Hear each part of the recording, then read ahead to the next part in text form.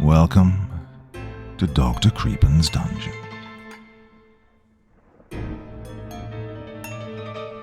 Werewolves have long captivated popular culture, embodying the primal, untamed side of human nature. Their duality, the struggle between civilized humanity and the savage beast, resonates with audiences as a metaphor for repressed desires, uncontrollable rage, or transformation. Stories of werewolves often explore themes of identity, fear of the unknown, and the thin line between predator and prey. From folklore to modern films and literature, the werewolf's allure lies in its ability to both terrify and fascinate, offering a thrilling glimpse into the wild instincts lurking within us all, as we shall see in tonight's feature-length tale. Now, as ever, before we begin, a word of caution. Tonight's story may contain strong language, as well as descriptions of violence and horrific imagery. If that sounds like your kind of thing, then let's begin. Tonight's feature-length tale is The Festival of Snow by Boe Whiskey. Amongst the mountains of Montana, there's a town with a history almost forgotten to those who reside there. The truth about the early days of Jupiter, Montana, has been diluted and become but a legend. Each year this legend is still celebrated by the residents, who number about 7,300, along with the many tourists who visit the town for its winter beauty and snow season. Being at the base of Winter Rock Mountain, Juniper becomes the temporary home to hundreds, if not thousands, of people enjoying the skiing, snowboarding, and other wintertime festivities each year. The Festival of Snow, held annually, is the only remaining hint to the origin of this friendly town. The legend speaks of the Norse god Allure, his queen and his prime minister. A very long time ago, due to his subjects seeming to slowly forget him and move past the older traditions, Allure, along with his two closest, began wandering the world, morose and in search of a new dwelling place. When they came to a valley surrounded by mountains, they fell in love with the beauty and wonder of the landscape. Deciding to settle here, they made the top of a mountain their home. Soon, they discovered that they were not alone in these mountains. A group of creatures called Yetis roamed the land. They were fierce and savage beasts that only found pleasure in causing mischief and pain. One night, they attempted to kidnap Ullure's queen, but were swiftly beaten back by Allure, his minister, and the queen herself. Both parties learned then to live in the presence of the other, with only occasional and minor run-ins.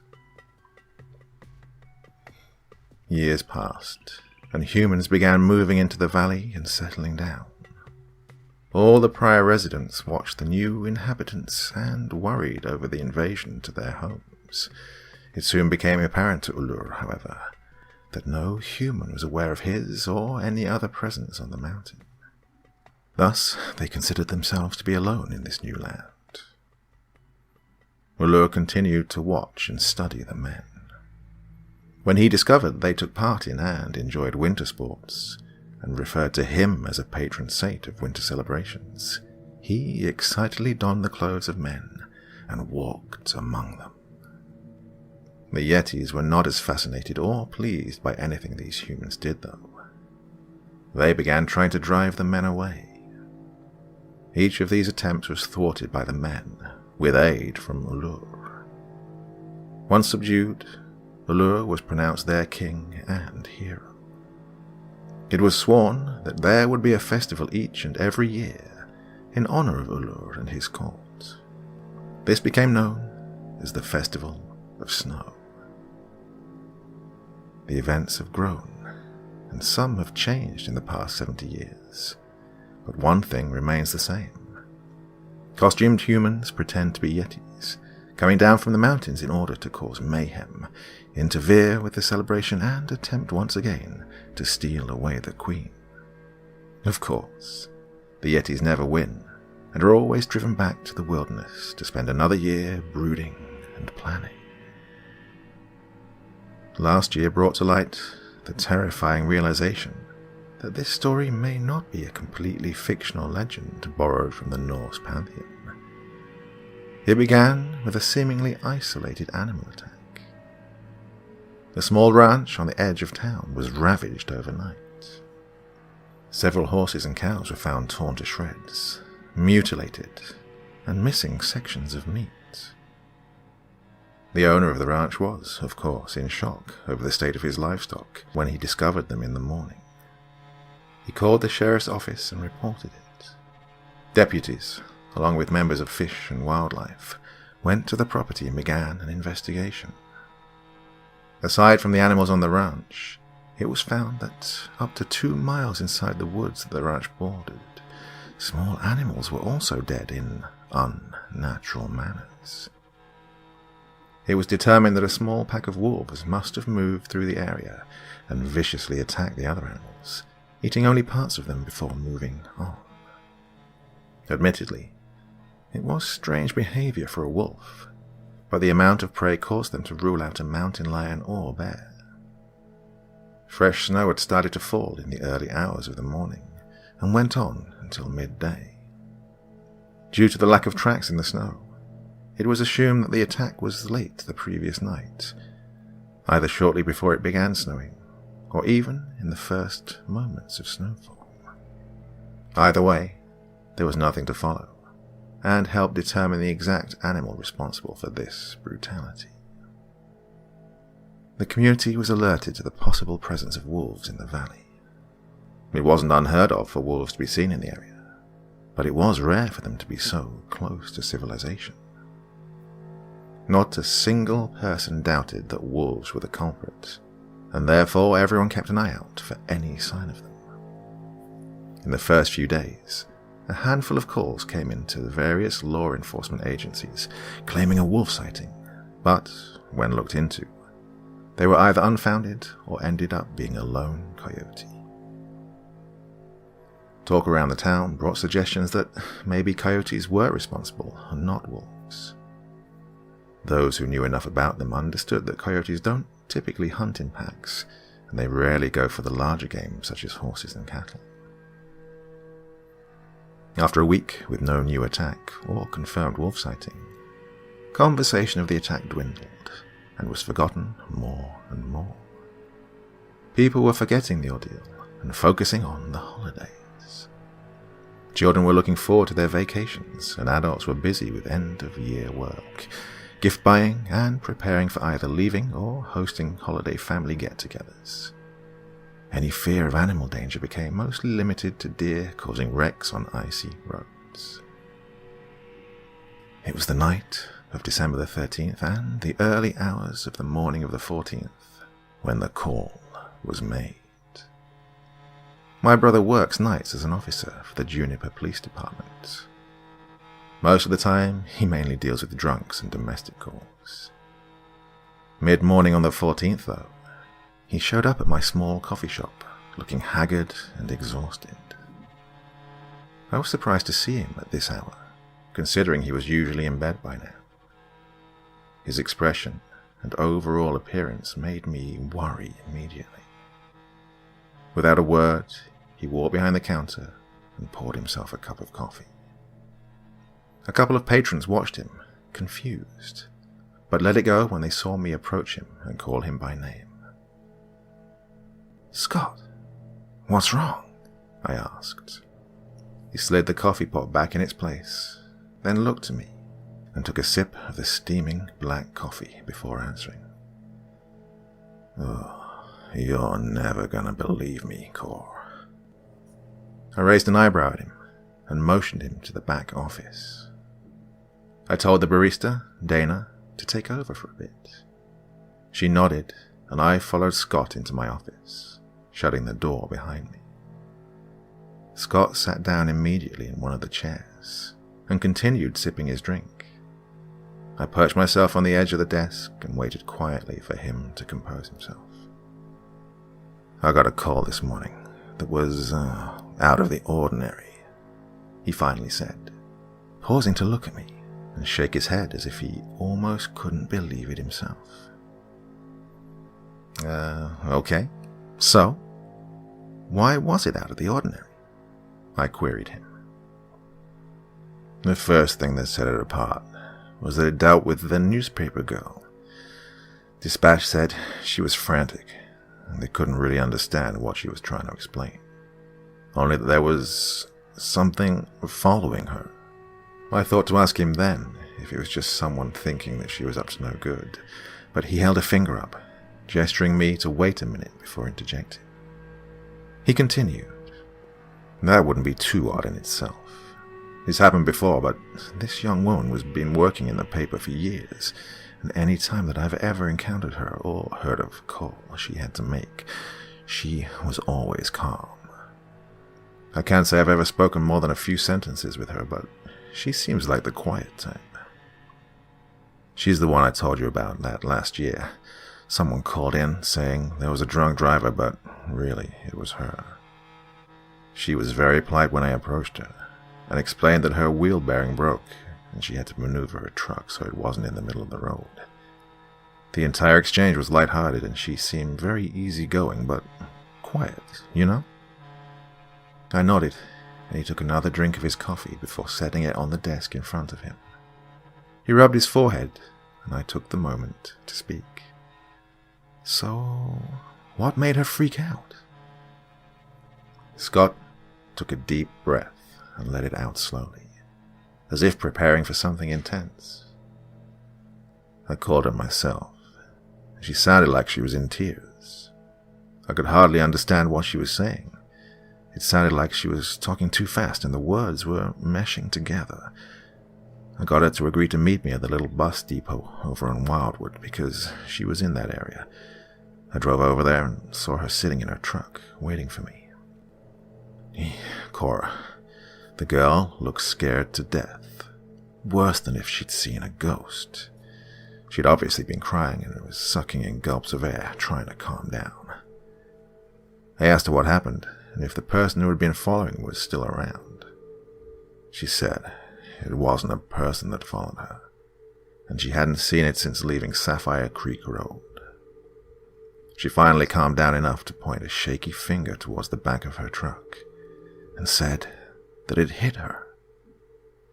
I turned on the spotlight and looked to the end of her truck bed. Sure enough, there's a dent back there next to the taillight. I turned the light back off and asked her to explain if she could. What she told me made no sense, but at first I thought she might be on drugs. I'd never seen her drive like she was under the influence of anything, and there were no other signs of drug use, but her story was insane. She told me that at a turnaround point on Sapphire Hill, she saw something in her side mirror as she was positioning herself to deliver some paper tubes. She said that at first she thought it could be a person standing in the road back there, but when she did a double take, she saw it wasn't human. It had a humanoid shape, but it was at least 8 feet tall and really pale, almost as pale as the snow. It had something on its shoulders, like an animal pelt or something, that she didn't notice at first. Only when the snow fell off the trees it stood under did she see that its shoulders were actually covered by something.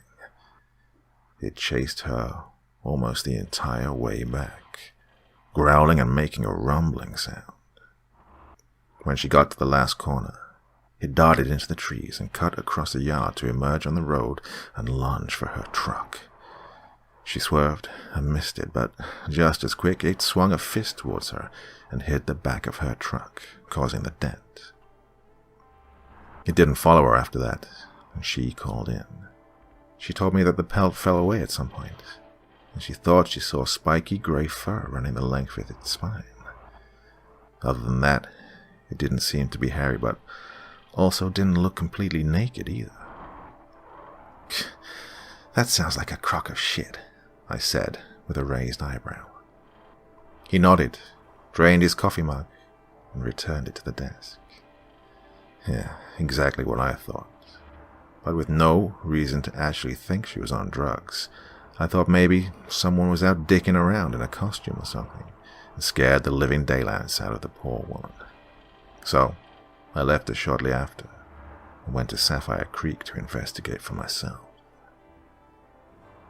When he didn't answer, I made a motion with my hands as if to say, "Okay," and he straightened up in his chair, looked me dead in the eye and said, "I saw it, Cora. It was real. I almost hit it going down the road. It's huge, taller than any human I've ever heard of. Yao Ming, Andre the Giant, any of them. It wasn't someone playing a prank. It was an actual monster." "You're messing with me, Scott. It's not even springtime, let alone April Fool's Day, and Halloween is over. You're not going to scare me that easily," I told him, rolling my eyes and standing. I was feeling a little frustrated that he pulled me away from my duties to try and pull a joke, but he grabbed my arm as I took a step towards the door. I looked down at him and furrowed my brows at his expression. It seemed to be genuine, and his eyes were full of fear and confusion.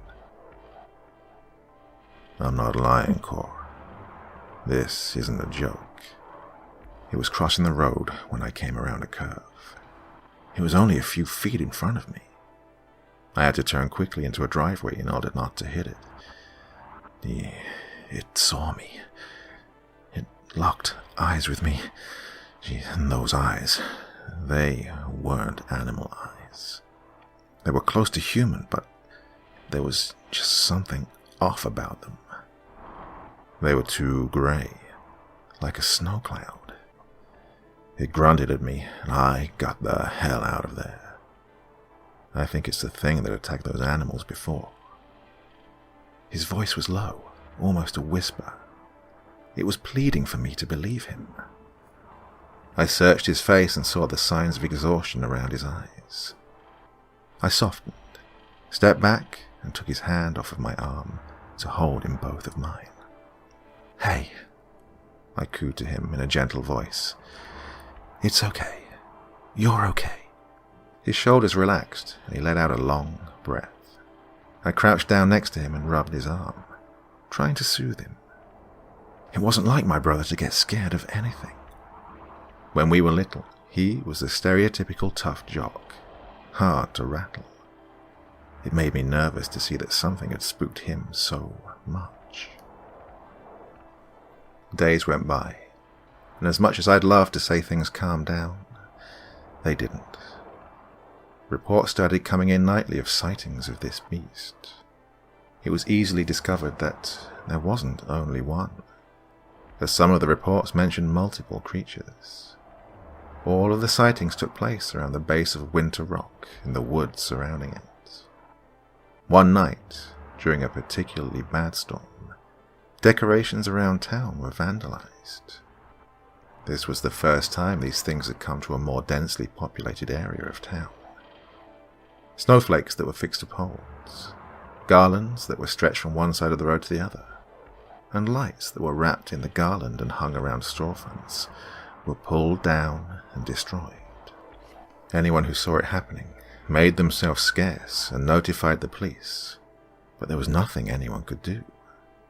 Everyone agreed on the conclusion that they were responsible for the attack at the ranch. We were all terrified. The town's winter spirit was being destroyed by these things. After that, they were seen almost every night in town on the north side. They would climb onto the roofs of businesses and hide amongst the shadows. No one knew why they were doing this, or what they even were. Anytime someone, police or otherwise, tried to go after one of them, a vibrating roar would be heard from behind the person, and then another in a different direction. It was always low enough that it made your head feel like it would rattle off of your shoulders, and distract you just long enough for them to disappear once again. Children stopped playing in the open, even though the monsters were only seen at night. Night businesses began declining in their number of customers after 9, and the town became more desolate than it should have been. After 2.5 weeks of living in terror, nothing more had happened. The creatures were still seen occasionally, but there were no attacks and no more vandalism at their hands. As a community, we gathered and wondered if the Festival of Snow should go on. But in the end, almost everyone agreed that, if anything, we all needed this. We needed to celebrate and be merry and stop living in fear. So, plans continued, and the festival king and queen were to be crowned on the 14th of January. 3 days before the event, I came across what seemed to be the single person who thought this was a bad idea. Mr. Hansen was a regular at the coffee shop, and I greeted him fondly, as I always do. That Wednesday, though, he seemed to be in a downright foul mood, grumbling to himself more than talking to anyone else. "Are you okay, Mr. Hansen?" I asked him, while preparing his large Americano. He grunted in reply, so I followed my first question with another. "What's going on?" "This." He gestured outside, and then to the poster I'd pinned to the wall behind the counter. "And that.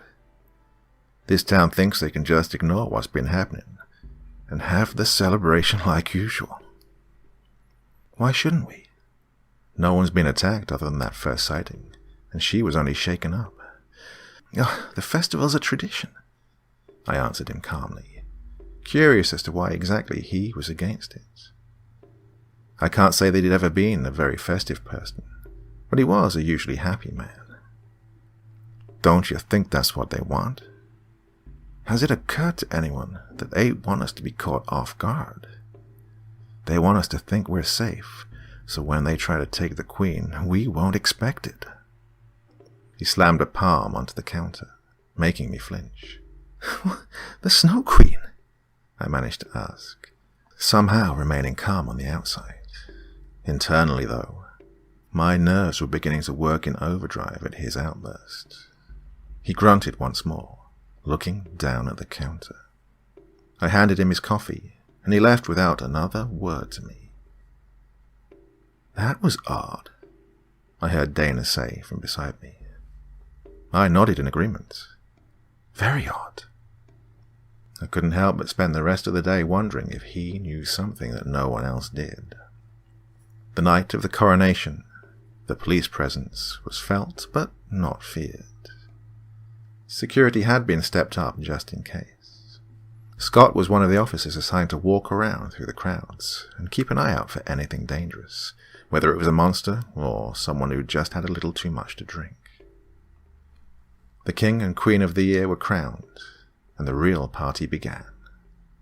Everyone was having fun, and thoughts of anything other than the festivities was far from anyone's mind. That was, until there was a loud crash, and a scream rang out over the music, causing people to scatter. I'd been visiting with Scott for a moment after bringing him a hot chocolate.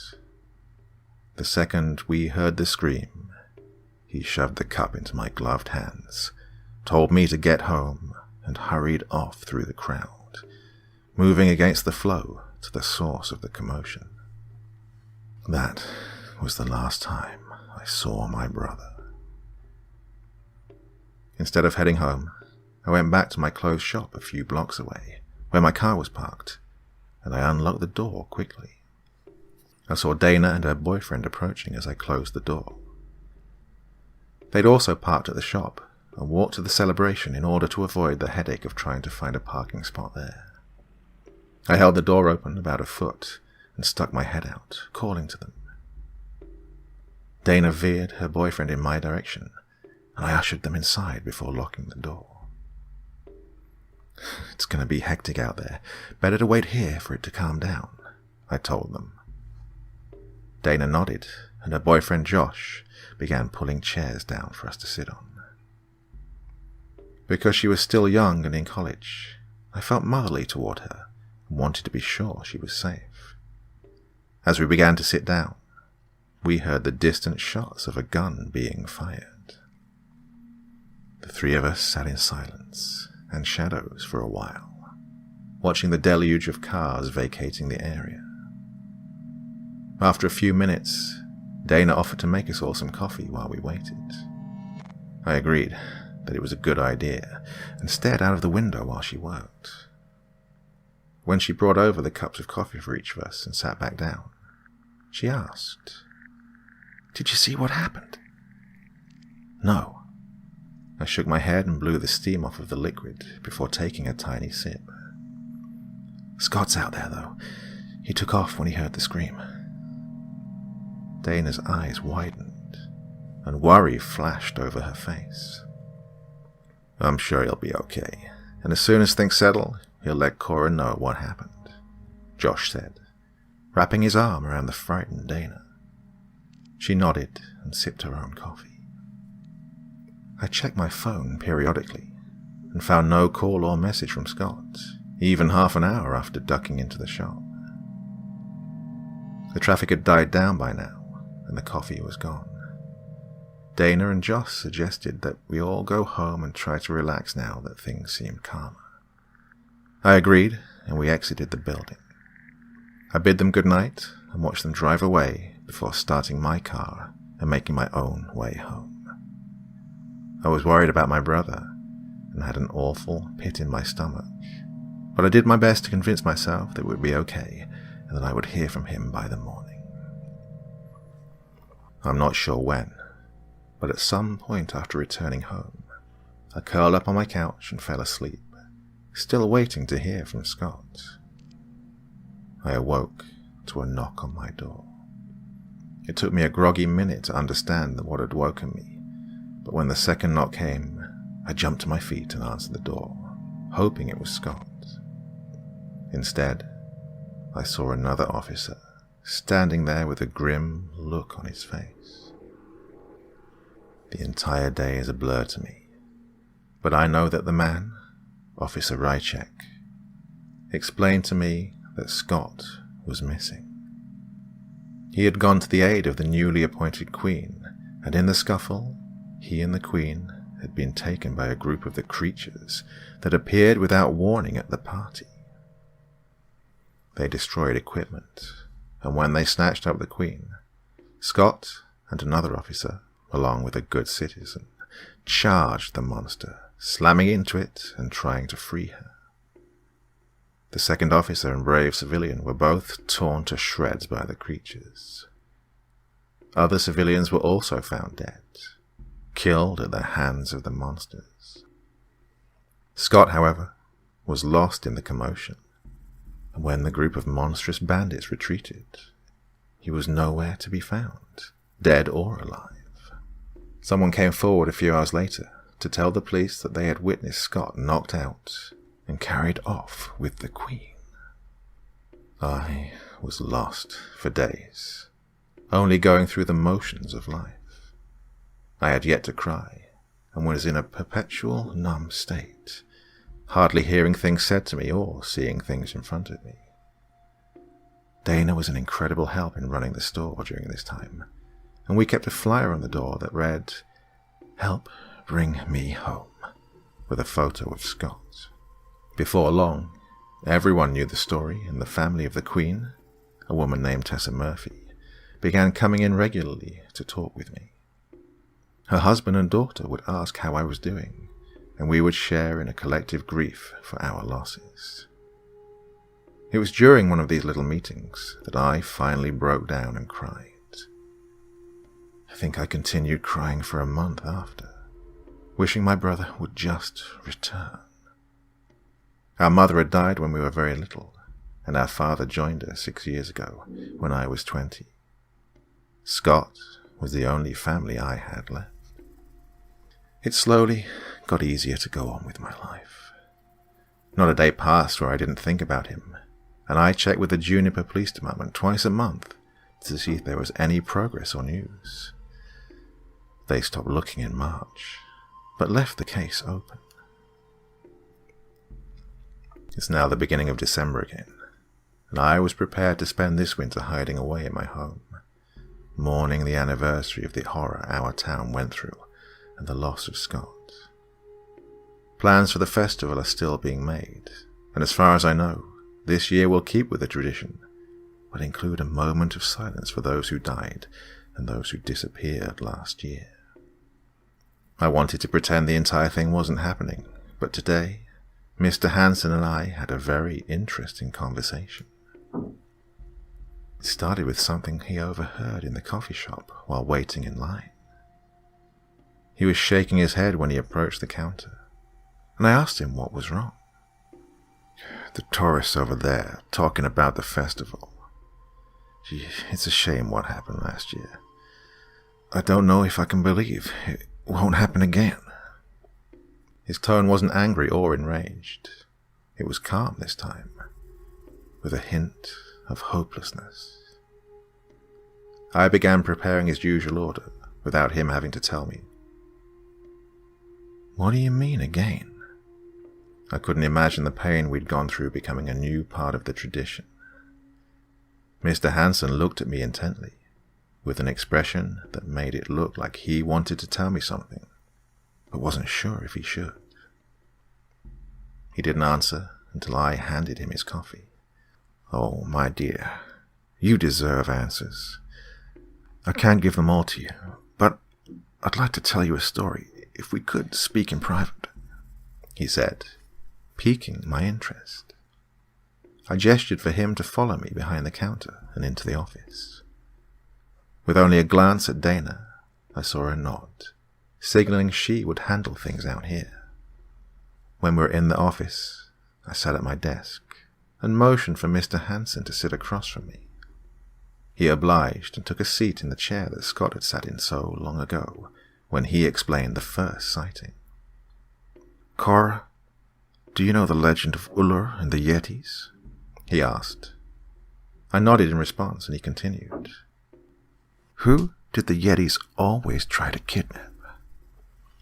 The answer immediately came to mind, but realization hit me like a soft and awkward punch to the gut, causing me to take a few seconds to respond.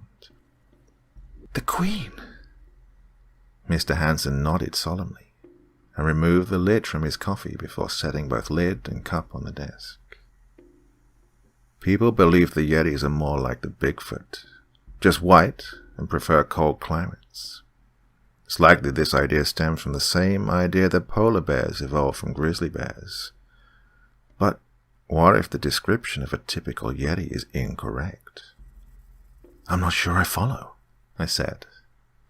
Scientists have supposedly proven that Yetis were actually bears, but imagine the bear that someone claimed was a Yeti was in fact not really what a Yeti even looks like.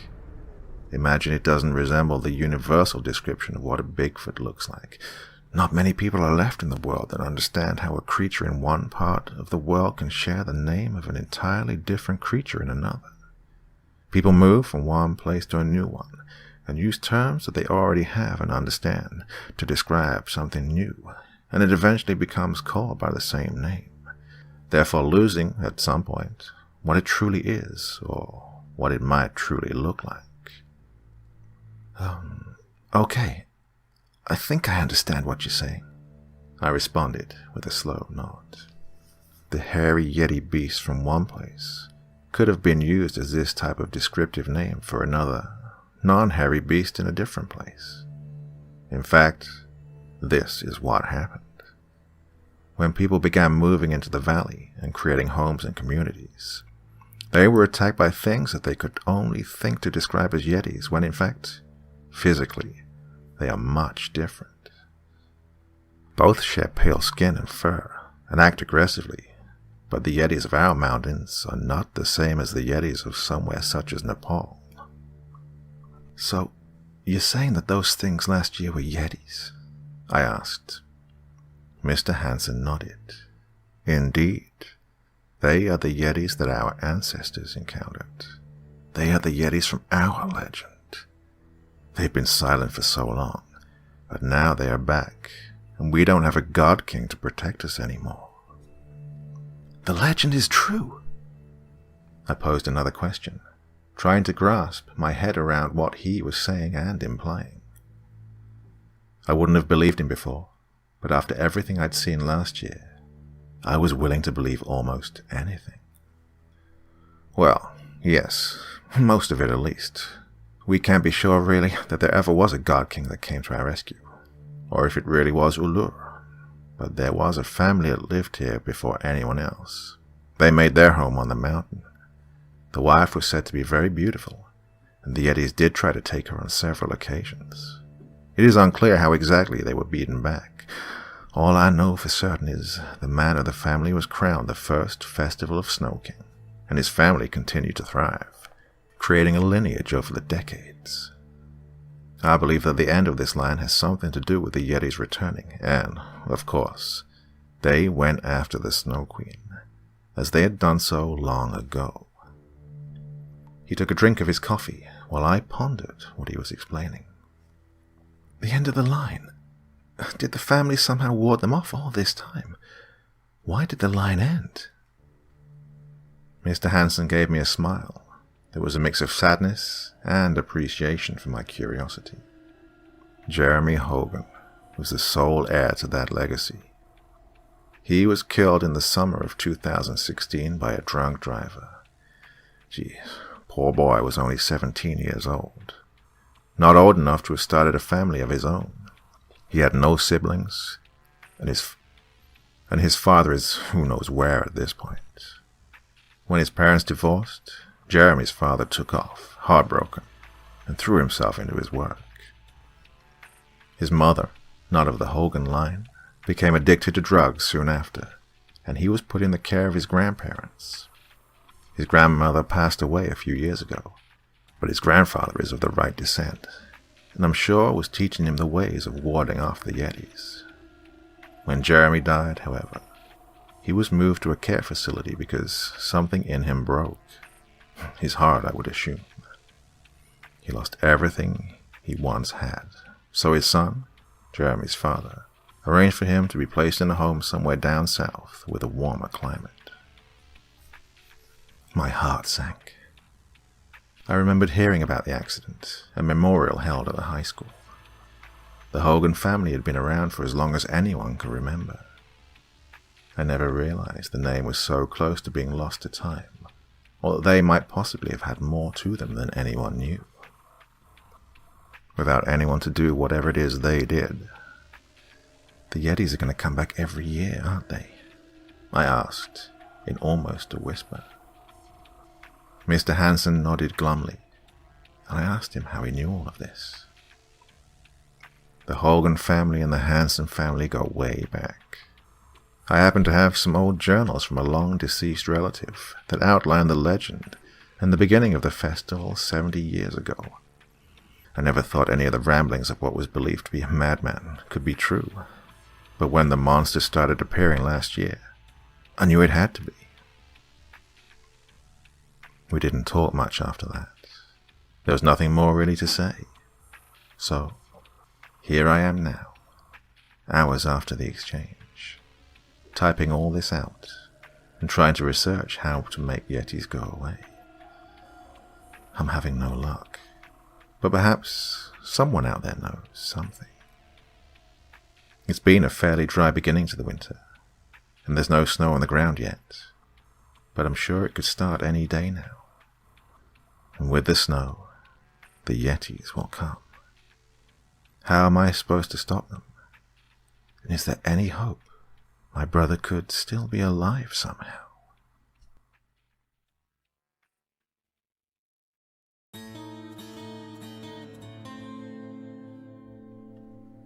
It snowed last night. When I went to bed, a soft white blanket was being laid gently across everything, but by 5 a.m., it had turned to rain all across the valley. The mountaintops and higher elevations were still getting a good amount of snow, but down here in Juniper, it became a dreary morning. It was almost as if the sky itself wanted to match the tone of the day, to come with ethereal tears that turned everything into an ugly, melting slush. The beautiful, pure snow wouldn't be left to try and lift any spirits, old or young. I suppose for some, the snow now would seem more like a curse, but to me, no matter what it brings, the snow itself is still something good, something peaceful and comforting. I just can't help but to still love watching the flakes of all sizes drift languidly to the ground. In my profession, seeing many locals and non-locals bring in news and rumours like wildfire, it didn't take long for me to hear about the tourists that had disappeared. A small group of 5 athletic out-of-towners were spending a weekend in a cabin that either one of them owned or was owned by one of their families. I'm not sure of the exact location, but it was somewhere up on the backside of Winter Rock Mountain, where there are less tourists and more open land. 2 of them were taken in the night, leaving the other 3 to frantically contact the police and flee to the bottom of the mountain and all the way into town. According to the grapevine, the 3 survivors were in hysterics and refused to return to the cabin or step another foot onto the mountain ever again. We still don't have any official details, but from the stories being told, and one of the officers who worked with my brother, I know that, although they don't want to admit it or announce it, the sheriff's office is determined that those monsters, the Yetis, are behind it.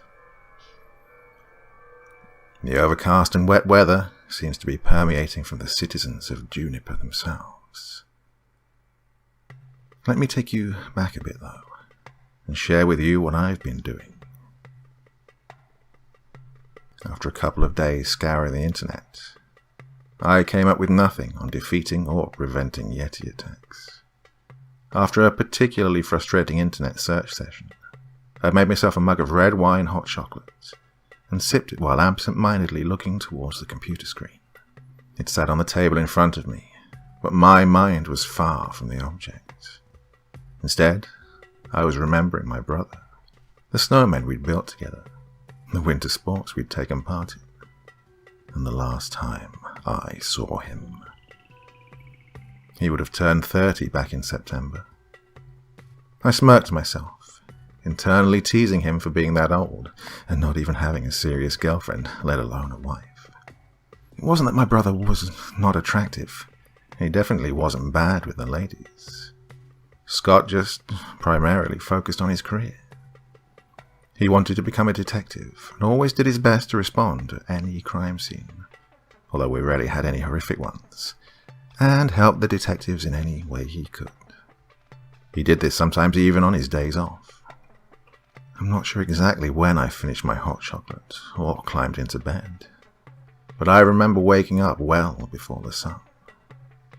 In this part of the world, that isn't too difficult, as the winter nights are long.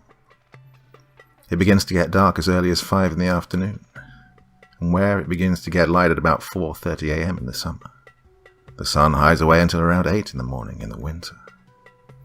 What did surprise me was that I had woken up on my own before my alarm went off at 4:15. Owning and running a coffee shop, I tend to rise very early, so I can be open for those making their way to work. I sat up in bed, the feelings of a dream still clutching my mind and my heart. Have you ever woken up and you can just sense the dream becoming fainter and fuzzier around the edges? That's exactly how it was. My heart was racing, and I felt like there was something of grave importance bestowed upon me. I knew I had to remember whatever it was that had come to me in my sleep. I shut my eyes tight and worked to clear my mind. Thankfully, the images from my dream returned without too much difficulty. I'd been standing on a frozen lake somewhere in the mountains. From where I stood, I could see the shoreline and trees lining the entire body of iced-over water. Snow was gently falling, and although I was in my pajamas and not bundled up, I didn't feel cold. As I looked around, I realized that I was not alone. A woman confidently strode toward me. Her skin was pale, but not sickly, and from under the hood of her cloak, I could see her long, flowing red hair. With her steady approach, I heard a strange flute song grow louder and louder. Underlying the flute was a low bass feeling, but I couldn't place any type of instrument that could be making it. It was as if the land around us was humming. The woman stopped just before me, and I noticed a red tree-shaped brooch clasping her cloak around her. She didn't speak at first, and I couldn't bring myself to remember how to form words. Instinctively, I knew this woman was special, someone more than human. She studied me in silence, as if judging my worthiness of her presence. She must have approved, because she spoke at last. "Cora Miller, you have been searching for something." The inflection of her words made it a statement rather than a question. She knew I'd been searching, and she knew what for. I could feel that in my bones. I nodded without a sound, and she continued. "I am air. I have felt your plight and pain. I cannot heal heartbreak, but I can help you. It is not common for those like myself to interfere in the lives of men or beasts of this age, but I will impart to you a single word of assistance." My mind soaked up every syllable she spoke, but I was left mildly confused at her last statement. Before I could control myself, I found myself asking aloud, "A single word? What good is a single word? Is it a magic word?" Air's face, which was previously solemn, contorted into a small smile, and her edges appeared to soften. I saw something move in the distance over her shoulder, and watched in awe as a beautiful bay mare trotted to stand beside this mysterious woman. Gripping the dark mane, Air mounted the strong creature with the ease and grace of an ancient warrior. Her gaze moved to something behind her, and she looked in the direction the horse had come from. Again, I saw movement, and immediately knew the monster that stalked the trees. The skin, paler than Air's, almost as white as snow, the inhuman height, the anger and hatred that began to permeate the area. The mare snorted and stepped to the side, wanting to vacate the spot in which it stood. The woman guided the horse in a small circle around me, keeping her eyes trained on the Yeti the entire time. We both watched as it let out a deep roar before leaving the cover of the trees. It broke into a run towards us. I felt my body begin to panic, but I was frozen in place. Next to my ear, the mare let out a frustrated whinny, and Air patted its neck. She spoke her single word to me. "Onfroy." I was more confused, and only half heard her over the rushing of blood through my ears. "What?" I broke my stare at the rapidly approaching monster to look up at her. She was positioned to run in the direction behind me, mare nervously hoofing the icy ground. "Onfroy," she said once again, a little louder, and then she was off. A breeze pushed past me from the force of the horse pushing itself immediately into a lope. I watched them disappear on the horizon for just a few seconds before turning back to the dangerous thing. Just as I returned my sight to the direction of the Yeti, it was upon me. I felt its hot breath against my entire face as it roared at me only inches away. The second it raised an arm to greet me with what I was sure would be a horrifying fate, I covered my head with my arms and fell into a crouched position. And then I was awake. As I still sat in bed, the entire mental encounter remembered, I whispered to the dark and empty room, "Onfroy." I didn't want to forget the word, whatever it might mean. After another few moments of calming myself down, I reached my bedside table and pushed the on button to light up my phone screen. The time read 3:57 a.m. It would be time to get up and head to the shop soon. A shiver radiated through my body and hit me how cold I felt.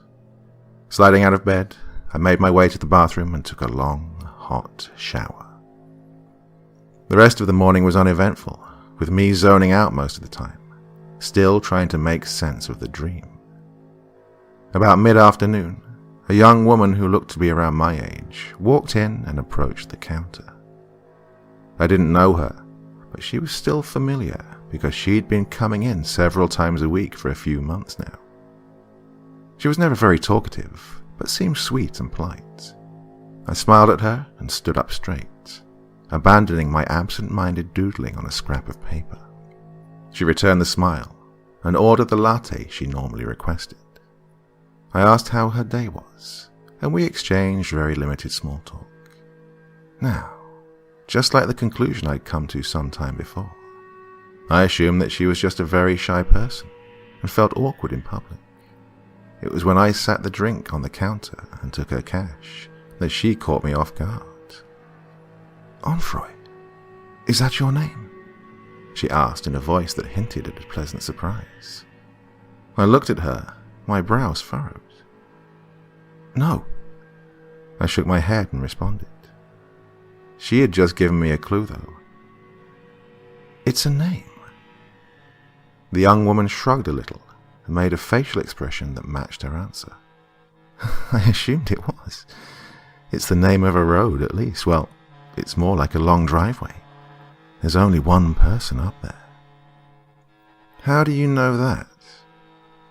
I couldn't deny that I was immediately intrigued by the knowledge this stranger possessed.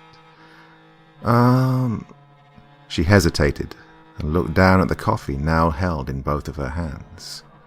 I could see her biting the inside of her lip as she worked to find the words. After 9 or 10 seconds of silence, she took a breath through her mouth and spoke without looking up at me. "I deliver the newspaper. The road is on my route, and they're one of my customers. I met your brother before." Realization hit me, and I felt my heart sink deeper into my chest. "You're the one that first saw one of those creatures." She looked up at me and nodded quietly. Standing before me was someone I hadn't even thought about through the entire ordeal. Scott said she had been so terrified that night.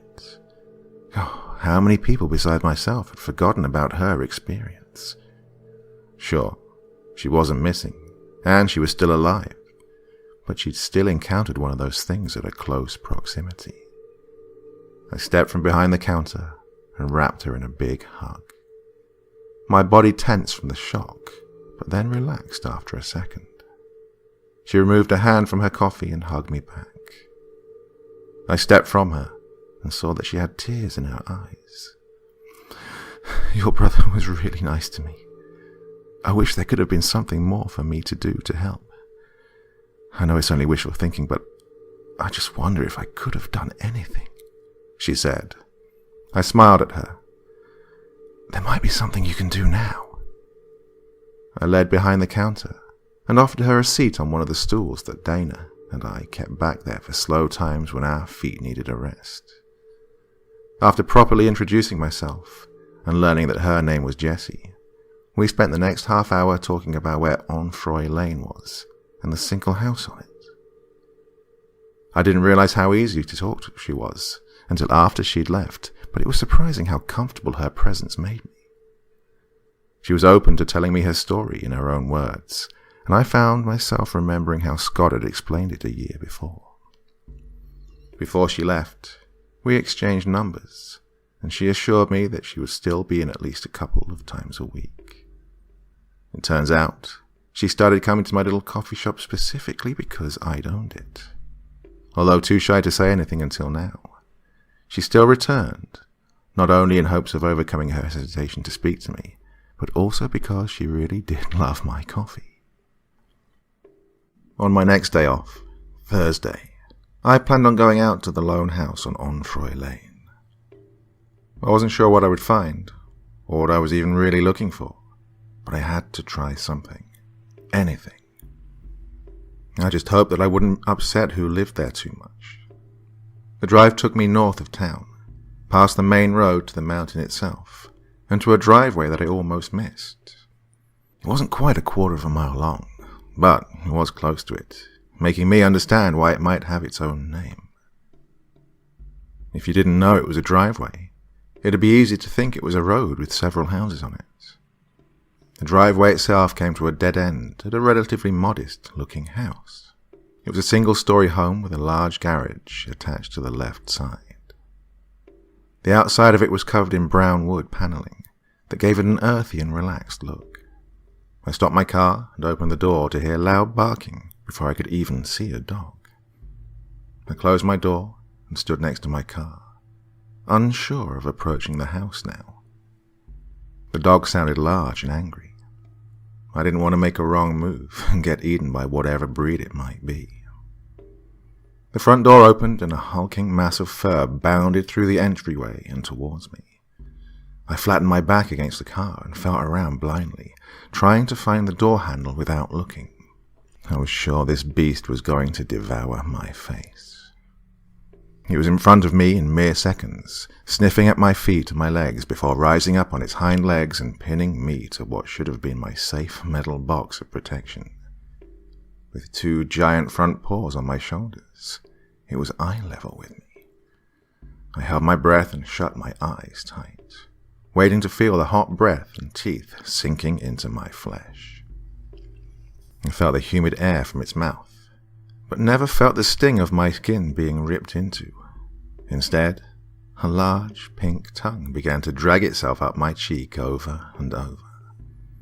I opened one eye, and then both, and pulled my face back, trying to get the dog breath away from my nose. "Frost!" I heard a voice bellow from a short distance away. The giant canine ceased the slobbery assault on my face, but didn't get down, keeping me still pinned to my car. I craned my neck and peered in the direction of the speaker. In the doorway of the home stood a man whose size matched that of his dog. From what I could see, he had broad shoulders and thick arms. My first impression was that of a stereotypical lumberjack, right down to the plaid shirt he wore. The dog turned its head to look at its master. The man hollered again. "Let the last down, you big oaf." The licker obliged, and two front paws thudded onto the ground in front of me. With a huff, the beast plodded back to the man, who turned his gaze to meet mine. "I'm sorry, I didn't mean to intrude," I stammered out. The man let out a hearty laugh and waved an arm to gesture me to approach him. "Oh, nonsense. Come on in." He spoke with a smile. I cautiously stepped away from the car and walked towards the open door. The man stepped aside and let me in first, followed by the dog and then him himself. He shut the door behind him before speaking once more. "This is Frost. Yeah, his size is daunting, I know, but his heart's just as big as his body. He's one of those gentle giants." I looked at the dog, who sat and looked back at me. His mouth dropped open, and he smiled in that special way only happy dogs can. "He's definitely a giant." "You've got that right, little lady. He's an Alaskan Malamute. I rescued him when he was just a pup. That had to be damn near 8 years ago now." He stood next to the cheery-faced mass of fur and patted his head. "And I'm Frederick Harker. Who might you be? I don't assume a salesperson, since you have nothing with you and they don't usually come this far out." "No, I'm not selling anything. My name's Cora Miller, and I'm actually here because of your road name." Frederick gave me a puzzled look. "Road name? Onfroy?" "Yes," I nodded. "It's a long story, but I was wondering what that word means, and I can't seem to find anything out about it." Sit down. Would you like something to drink?" He motioned to a couch. I shook my head and sat down. He disappeared into the kitchen and returned a moment later with a glass of water and a plate of colorfully frosted cookies. He held the plate to me, offering one. "Oh, thank you," I responded, and took a cookie. He set the plate on the coffee table in front of us, and took a seat in a chair adjacent to the couch. I bit into the cookie and tried to keep from crumbs falling. Frederick smiled warmly and said, "No worries about the crumbs, dear. Frost is not only a dog, but also an excellent vacuum. At the mention of his name, the dog trotted over and sniffed towards the table, before settling down with his head underneath it. "So, you want to know about Onfroy?" he said, more as a statement than a question. I nodded, and he searched my expression with his eyes. "Okay then. Onfroy is a surname.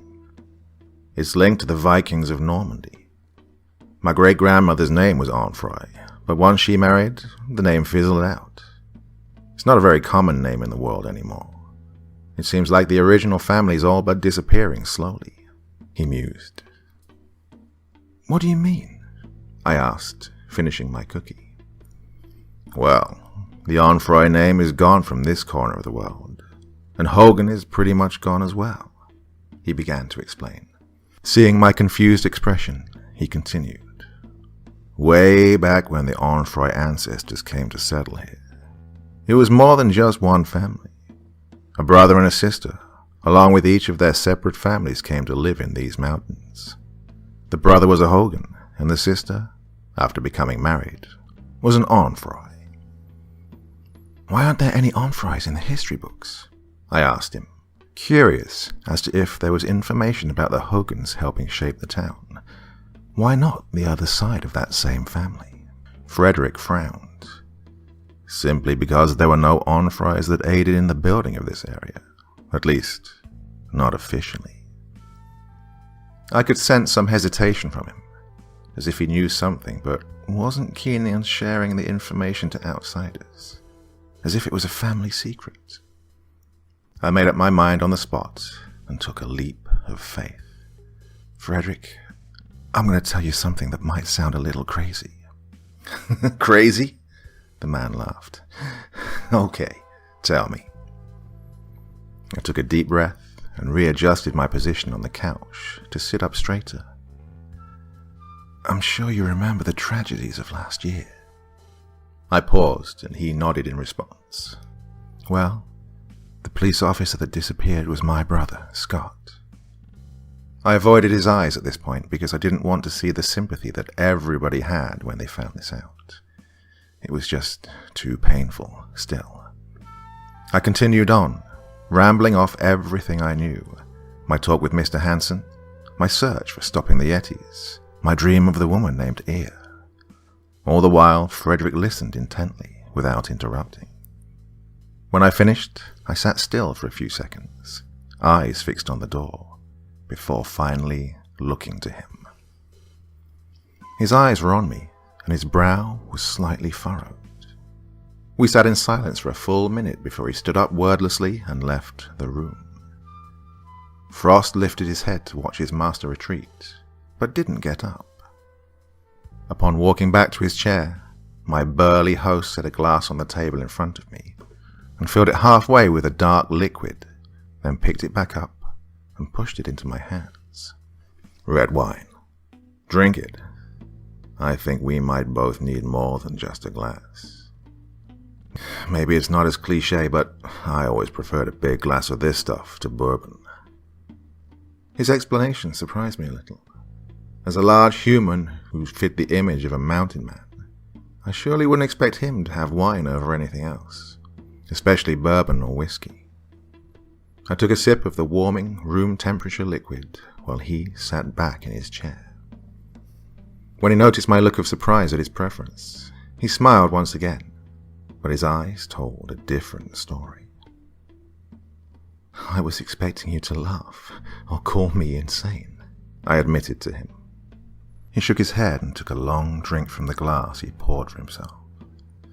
"No, ma'am, you won't get that from me. In fact, I'm going to give you something else entirely. My family has guarded this secret for many generations, but now I feel like if I hold it from you, it could be dangerous, especially with what's going on in our fair little town, and the fact that it seems you've been picked by a goddess to help." "A goddess?" I almost choked on the wine. "Oh, yes." Frederick let out his hearty laugh once more. Eir is a Viking goddess. She was mainly a healer, but was also helpful to warriors that she saw in need. I think it's safe to assume that she sees you as one of these warriors." I looked at him incredulously. "But I've never been in a battle. I've never even been in a fight." "No matter. You're still a warrior in today's world. You're trying to battle the Yetis, or at least learn how. I can't tell you exactly, but I do want to share what I know." With this, he finished his glass of wine in an impressive gulp and refilled it, then offered the bottle to me. I held out my glass, and he replaced what I had drunk from it. "All right, Miss Cora. You're about to know what almost no one else does. You already know that the Hogans and Onfroys were once of the same family, and they both moved here. The Onfroy specifically consisted of a mother, originally a Hogan, a father, 3 children, and the father's mother, while the Hogans were comprised of a mother, father, a young son, and a teenage daughter. Shortly after moving here and settling into their new home, the immigrants discovered they were not alone. There were monsters that lived on the mountains and amongst the trees. Battles between the two groups became common, and it seemed there was no end in sight. One night, a creature stole into the camp and attempted to kidnap the Hogan mother. Being of Nordic temperament, the daughter rushed to aid her mother alongside her father. In the skirmish, the mother was saved. But once the battle subsided, it was discovered that the daughter had been taken instead. This broke both families' hearts, and a rescue party immediately set out. 2 of the 3 Hogan children remained behind with the 2 mothers, while the other 4 left to find the Hogan daughter. They tracked the Yetis for 2 days before discovering a small lake high on one of the mountains. It was here that the girl was found. Yet again, a fight broke out when they attempted to leave with the girl. Lives on both sides were lost, but in the end, the Hogan girl, her young brother, and the Onfroy father survived and made the trek back to their home.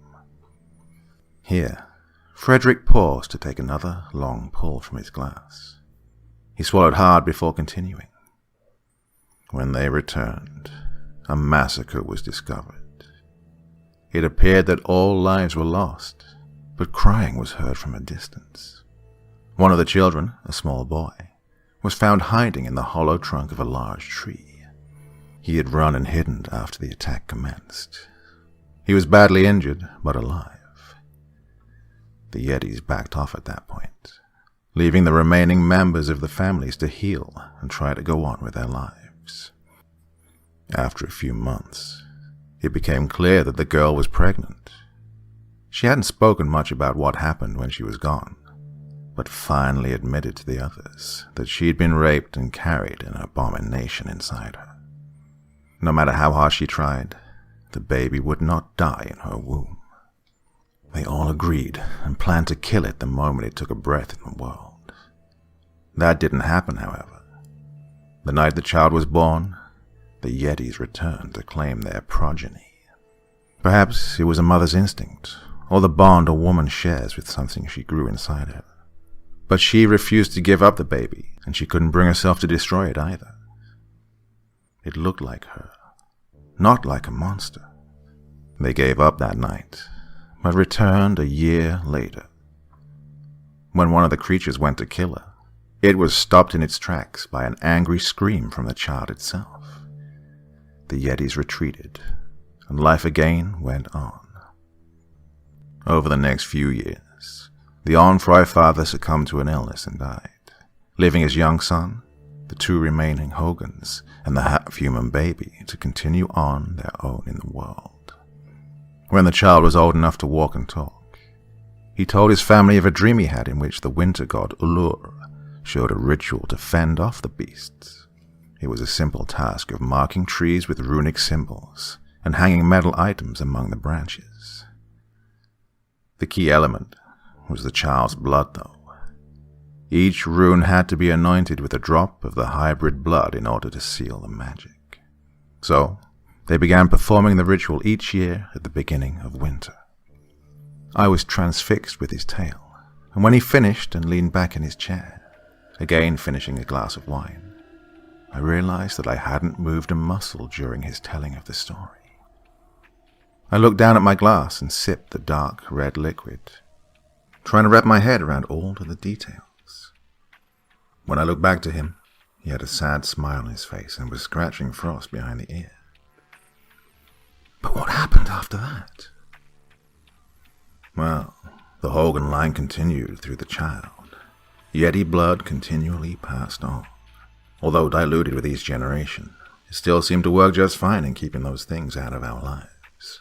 The Onfroy line continued as well, obviously, and the town of Juniper was born and grew. He answered without looking at me. But the legend says that men from Juniper helped fight the Yetis. And what about the Hogan brother that survived? Did he not have a family? Questions spilled from my lips. Although a fantastic tale, it gave me the answer I had been looking for, but I was still curious about the others. The people of Juniper did help one year when the ritual wasn't performed on time. It was an early winter, and the first snow caught everyone off guard. They helped fight back the creatures so the ritual could be performed. The Hogan son aided the men in the battle while his mother did the ritual. The original Hogan brother did begin a family, and had a daughter, his branch of the family ending with her when she married. No one is really sure where the family line ended up living, as the daughter moved away with her husband shortly after marrying. Frederick looked up at me, and I could see the distress in his eyes. Do you understand why you can't get rid of the Yetis, though? I nodded slowly. There's no one left with the proper blood. The only people with the Yeti blood in their veins no longer live here. Person. He corrected, then explained. Charles Hogan passed away in a nursing home a few months ago. That only leaves Richard, who not only lives up to his nickname, but it also is nowhere to be found. I raised an eyebrow at his comment, without saying anything. The typical nickname for Richard is Dick, and that he is. Have you ever met the man? He asked me. I shook my head. No, but something tells me I don't want to. We sat in silence for a moment while I finished my wine and had another cookie. The ritual was simple enough, and I believed anyone could probably perform it. But with the Hogan line gone, there was no blood to seal it. I stayed with Frederick for another couple of hours, talking and brainstorming. The conversation turned to more light-hearted topics, and I found that I really enjoyed his company. When I had to leave, he told me to come back and visit any time I wanted. Frost walked me to my car, and I promised to bring him some treats next time I came. As I drove back into the Juniper limits, the sky was dark, and my thoughts were focused on how I could do anything to help my town. I didn't have Yeti blood in me, and I didn't know how to get any. Would I be able to cut one of those things to steal some blood? That thought in itself seemed preposterous, but I felt like I had no other option. I stopped at the coffee shop on my way and chatted with Dana for a moment while making a latte for myself. I didn't stay long, and almost the moment I returned home, I found myself finishing the cup of coffee and running a hot bath to relax in. I felt drained and frustrated. After the bath, I fell asleep to snow beginning to lightly fall outside my window, and a question in my mind repeating over and over. How do you find and kill a Yeti? The following morning brought the horrid news of the campers going missing during the night. If I ever entertained the thought of not trying to do something to prevent the monster attacks, those thoughts are gone now. I have to do something. My brother would have done anything to save his beloved town and the people who live and visit it. Just a while ago, I texted Jessie and told her to be careful out there at night. She responded that she always is and asked if I found anything out. I told her I had, and next thing I knew, she was walking into the shop. I made us each a latte on the house and led her to the office to fill her in. I explained to her that I was going to try and find one of the monsters so I could take its blood. "How are you going to find one?" she asked me. "I really don't know, but I have to try. Too many lives have been lost or destroyed by those things already," I replied. "All right, I'm in," she said in a determined voice. I didn't want to bring harm to her, and felt she'd already dealt with these things enough, as once was more than enough for any person. But I couldn't help but smile and nod. "Are you sure?" I asked her. She nodded curtly. "Yes, I'm sure." So, now I sit here. The sun has set early, like it does on winter days, and the air outside is cold, but it's not snowing. The storm is rolling in soon, though. But for now, I prepare for a different kind of storm. Jesse and I are going Yeti hunting tomorrow. I just hope we don't die.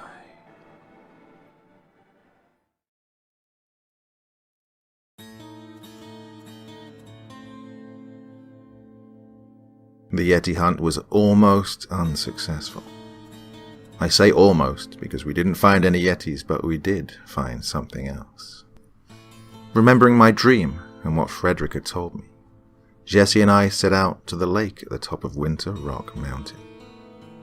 We accessed it from the back side of the mountain, after determining that the only road that neared it was there. It was hardly travelled, and looked like, if left alone for a year, it would disappear back into nature. The road didn't go the entire way to the lake, and we had to hike the last mile on foot. Jessie was sure to bring the shotgun she kept for protection, while I brought the hunting rifle that had been Scott's. We trekked through the woods, and when we emerged from the trees, I saw that spread before was the lake I'd been standing on in my dream. The surface of ice didn't look as thick as in my dream, but that didn't matter, as we wouldn't be walking on it. We began to circle around the water, searching for any sign of monsters. When we found strange tracks in the snow, I figured we were in the right place.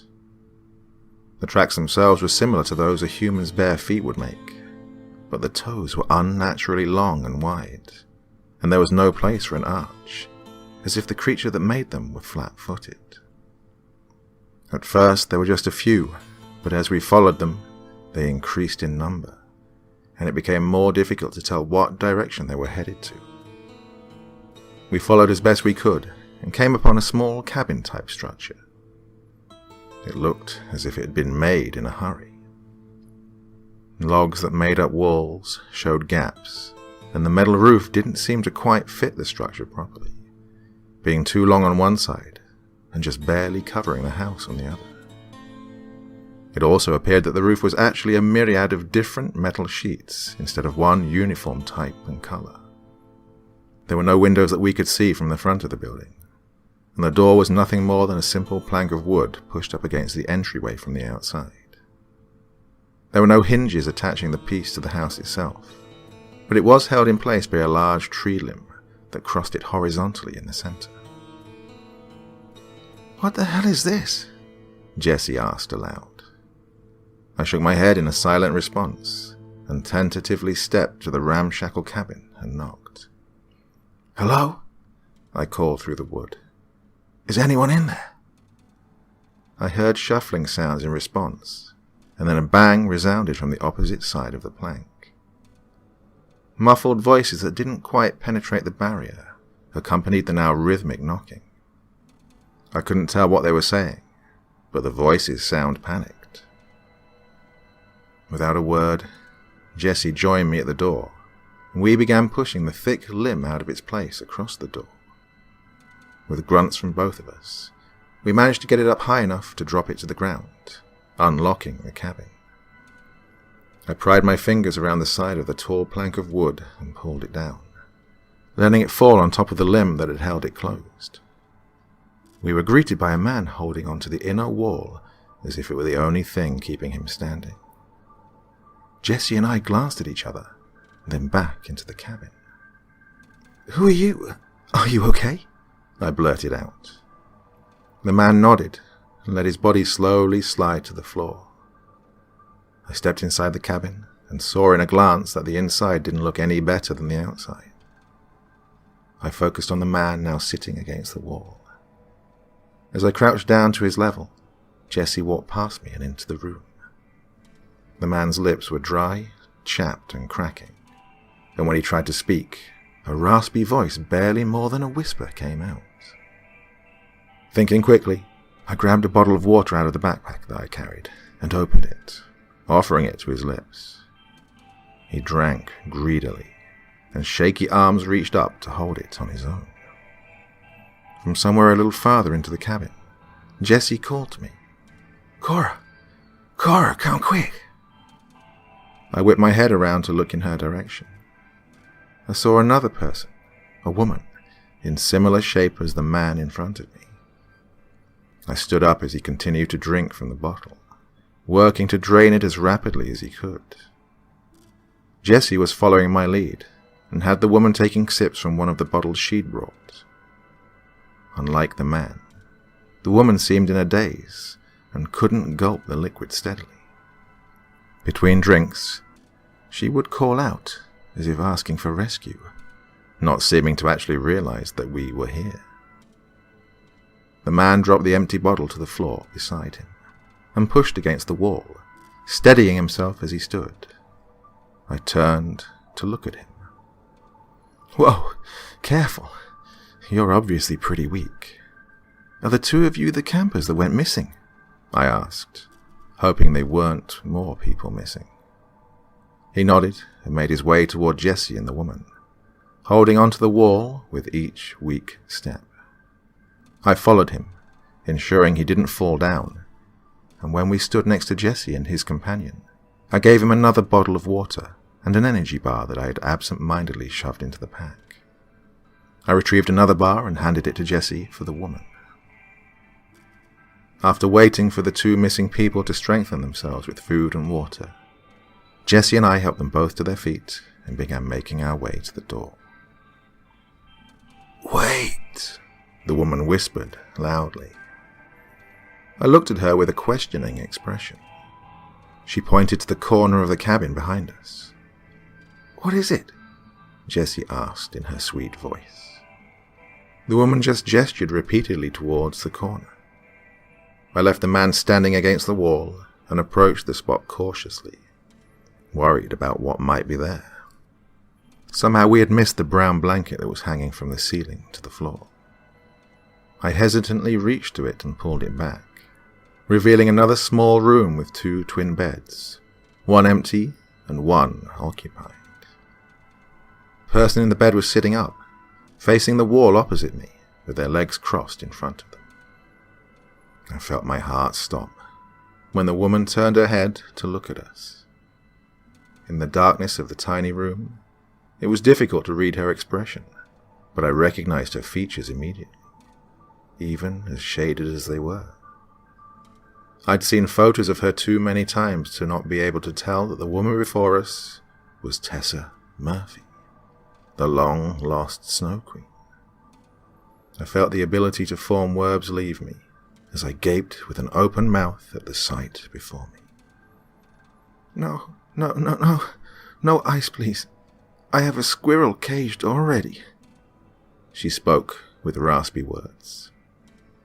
What the hell? I heard Jessie whisper from right behind me. This snapped me back to reality, and I looked over my shoulder at her. Jessie, this is Tessa Murphy, the Snow Queen from last year. My voice was a whisper as words finally came out. Tessa had turned her head to look back at the wall. I motioned for Jessie to wait at the doorway before beginning to walk towards the kidnapped woman. I stepped carefully, instinctively not wanting to make too much noise or any sudden movements. I had no idea what this woman had been through, but I did know that it was traumatic, and I didn't want to frighten her. When I stood close enough to touch her, I called to her in as gentle a voice as I could manage. Tessa, can you hear me? She shrugged slowly and nodded her head quickly at the same time. Even though the gestures were a little odd, I took this to mean that she could, in fact, hear me. She didn't turn around or look at me at all, though. Her eyes were fixed on the wall before her. I gingerly stepped around to place myself in front of her, next to the bed she was seated on. Tessa, we have to get you out of here. Do you know if Scott... I was cut off by my mind blanking once again and making me forget how to speak. Her gaze met mine, and I became the focus of her sight, but my own attention became fixated on her body, specifically her stomach. It was easy to tell that she had lost weight since being taken, but what was more alarming was how swollen her belly was. After a few seconds, as if on a delayed timer, Tessa smiled and rubbed her pregnant belly lovingly. "Scott," she said, as her smile grew wider before her face contorted into an expression of sadness and pain. I didn't know what to say or do. Was this woman telling me that she was carrying my brother's child? I felt I could read the dismal look on her face easily, and took it to mean that Scott was gone now. I was numb at the moment, and the sharp pang in my heart barely registered. "Cora, we have to go," Jessie loudly whispered into the room, again breaking through my haze. I looked to her and saw the anxiety clearly on her face. I nodded a single time and told her, "Take the other two. Start making your way to the car. We're right behind you." Jessie raised an eyebrow and hesitated, but nodded herself and disappeared from sight. I could hear her helping the two campers get to their feet and make their way to the door. As the noises from their feet receded, I crouched in front of Tessa and looked at her face. She was looking back at me, expectantly, like a child waiting to be told of an assignment. "All right, Tessa. We're going to get you out of here, okay? I need you to take my hand and stand up. Can you do that?" I asked her. Tessa nodded with a small smile and shifted to uncross her legs. I stood up and held a hand out to help her to her feet. With a strength that surprised me, she pushed herself off the bed and slid her hand into mine, interlocking our fingers. I returned her smile, but felt tears welling up in my eyes. This grown woman seemed to have reverted back into just a child. But not only was she like a kid now, she had one growing inside of her as well. I shook my head slightly and blinked, ridding the moisture from my eyes. I needed to concentrate right now and worry about everything else later. Tessa and I made our way out of the cabin easily, quicker than I heard Jessie and the campers leave. I led her the entire way, trying to keep a steady pace but also not move too fast that she couldn't keep up or fall down. I guided her around the lake, following the tracks Jessie and the others had made. I saw them slip into the tree line just as it came into view. I constantly scanned the landscape, waiting for a group of yetis to rush into view and attack, but none came. In fact, no sounds other than our own could be heard until we caught up with the other three. Jessie had stopped to let the weak couple catch their breath and prepare themselves for the last half of a mile to the car. As the five of us began continuing our hike down the mountain and to safety, Tessa started laughing like a 5-year-old getting to ride her first pony. She still clutched my hand tightly, not seeming to want to let it go, but walked about a step behind me. I glanced back at her then, to Jessie, our confused faces mirroring one another. In an instant, the confusion we both felt turned to terror, as branches cracking and pounding steps began softly sounding through the forest from the direction of the cabin. We ushered the three we had saved onwards. The man and woman with Jessie pushed themselves to move as rapidly as possible, no doubt wanting to get the hell off Winter Rock as soon as they could. Tessa sped up with me, but also continued to laugh and giggle. The unmistakable sounds of yetis chasing us through the trees grew louder and closer. We had less than half a mile to go, though, and I mentally begged our bodies to be able to get there in time.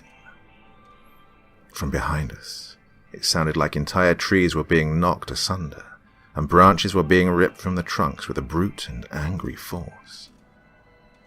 I tugged gently on Tessa's hand, and she skipped a couple of times. None of this could be good for the baby she carried. The end of the trail came into view, and with it, the sedan I drove. It would be a tight fit, but we could all make it. I shoved my hand into the pocket of my jacket and yanked the keys from their place inside, slamming my thumb into the unlock button multiple times to be sure all the doors unlocked. It was overkill, but I was too scared to care. Jessie opened one of the back doors and guided first the man, then the woman inside, before climbing in herself. As she did that, I pulled open the passenger door. "Tessa, get in the car," I demanded.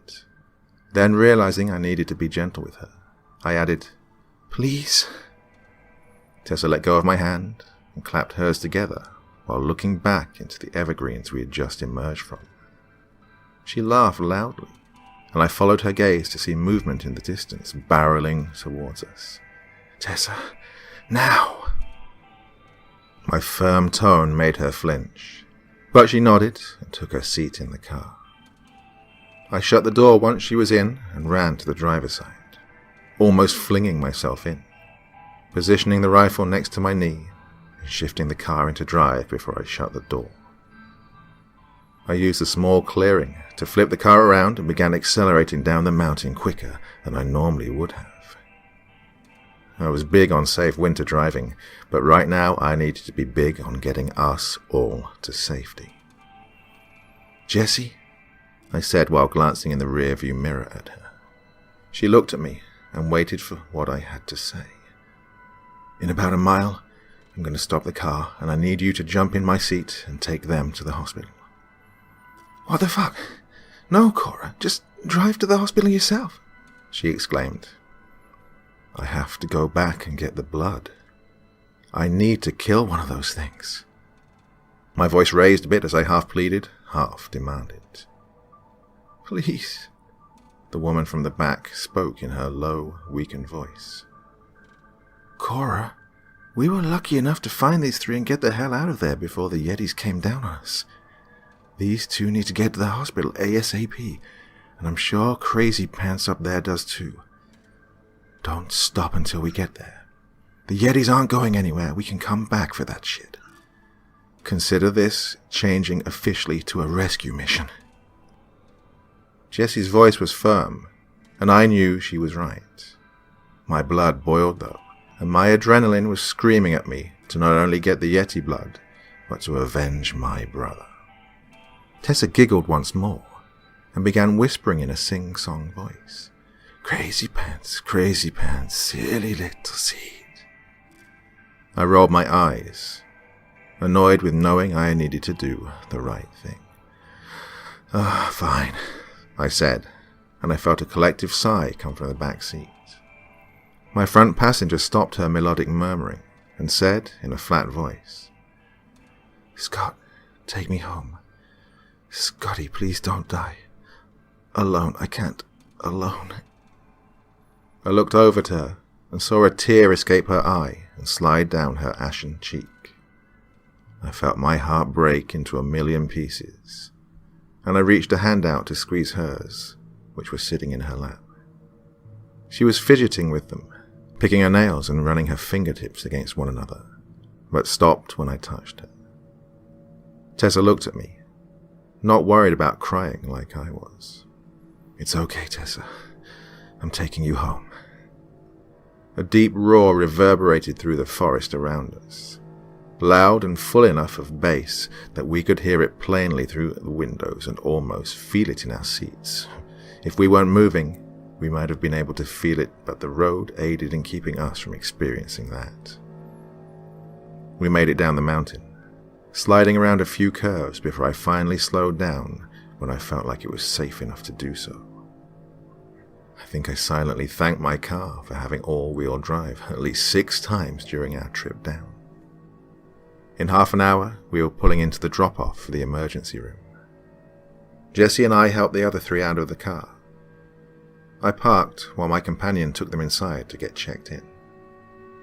After shutting off my car, I walked to the doors myself and found Tessa waiting for me at the entrance. She held her hand out to me, again reminding me of a child. I couldn't help but smile to her, however heartbreaking of a smile it was.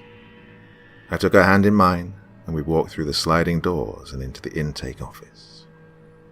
In the following days, the campers were reunited with their friends and made a fairly quick recovery.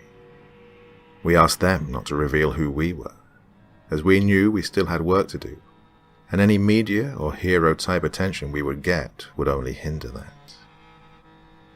One of the nurses that works in the maternity ward has been a friend of mine since high school, and will give me a heads up on when there were police officers around. They were in and out of the hospital for 3 days, trying to talk to Tessa, who, although improving physically, wasn't showing any signs of mental improvement.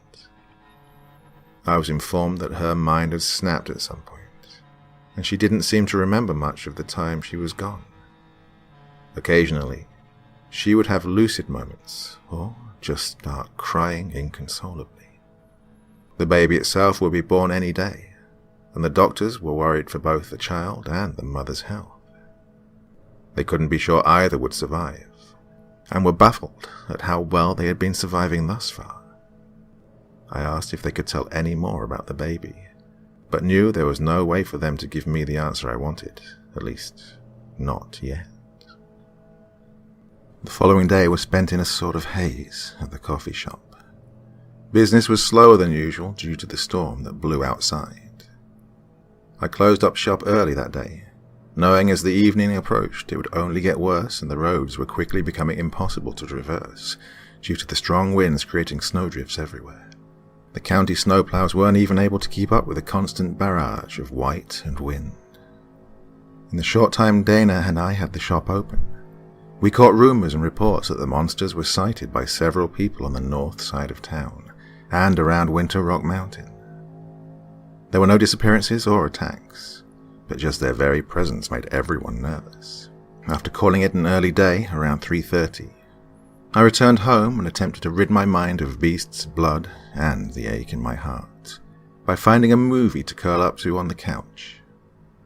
I avoided festive holiday movies or anything dealing with monsters or supernatural creatures. I settled on some rom-com, but barely even focused on it. It didn't take me long to fall asleep, still so emotionally drained. I awoke to a dark house, illuminated only by the glow of the TV across from me. Sitting up, I looked out of window and saw that it was indeed well into the night by now.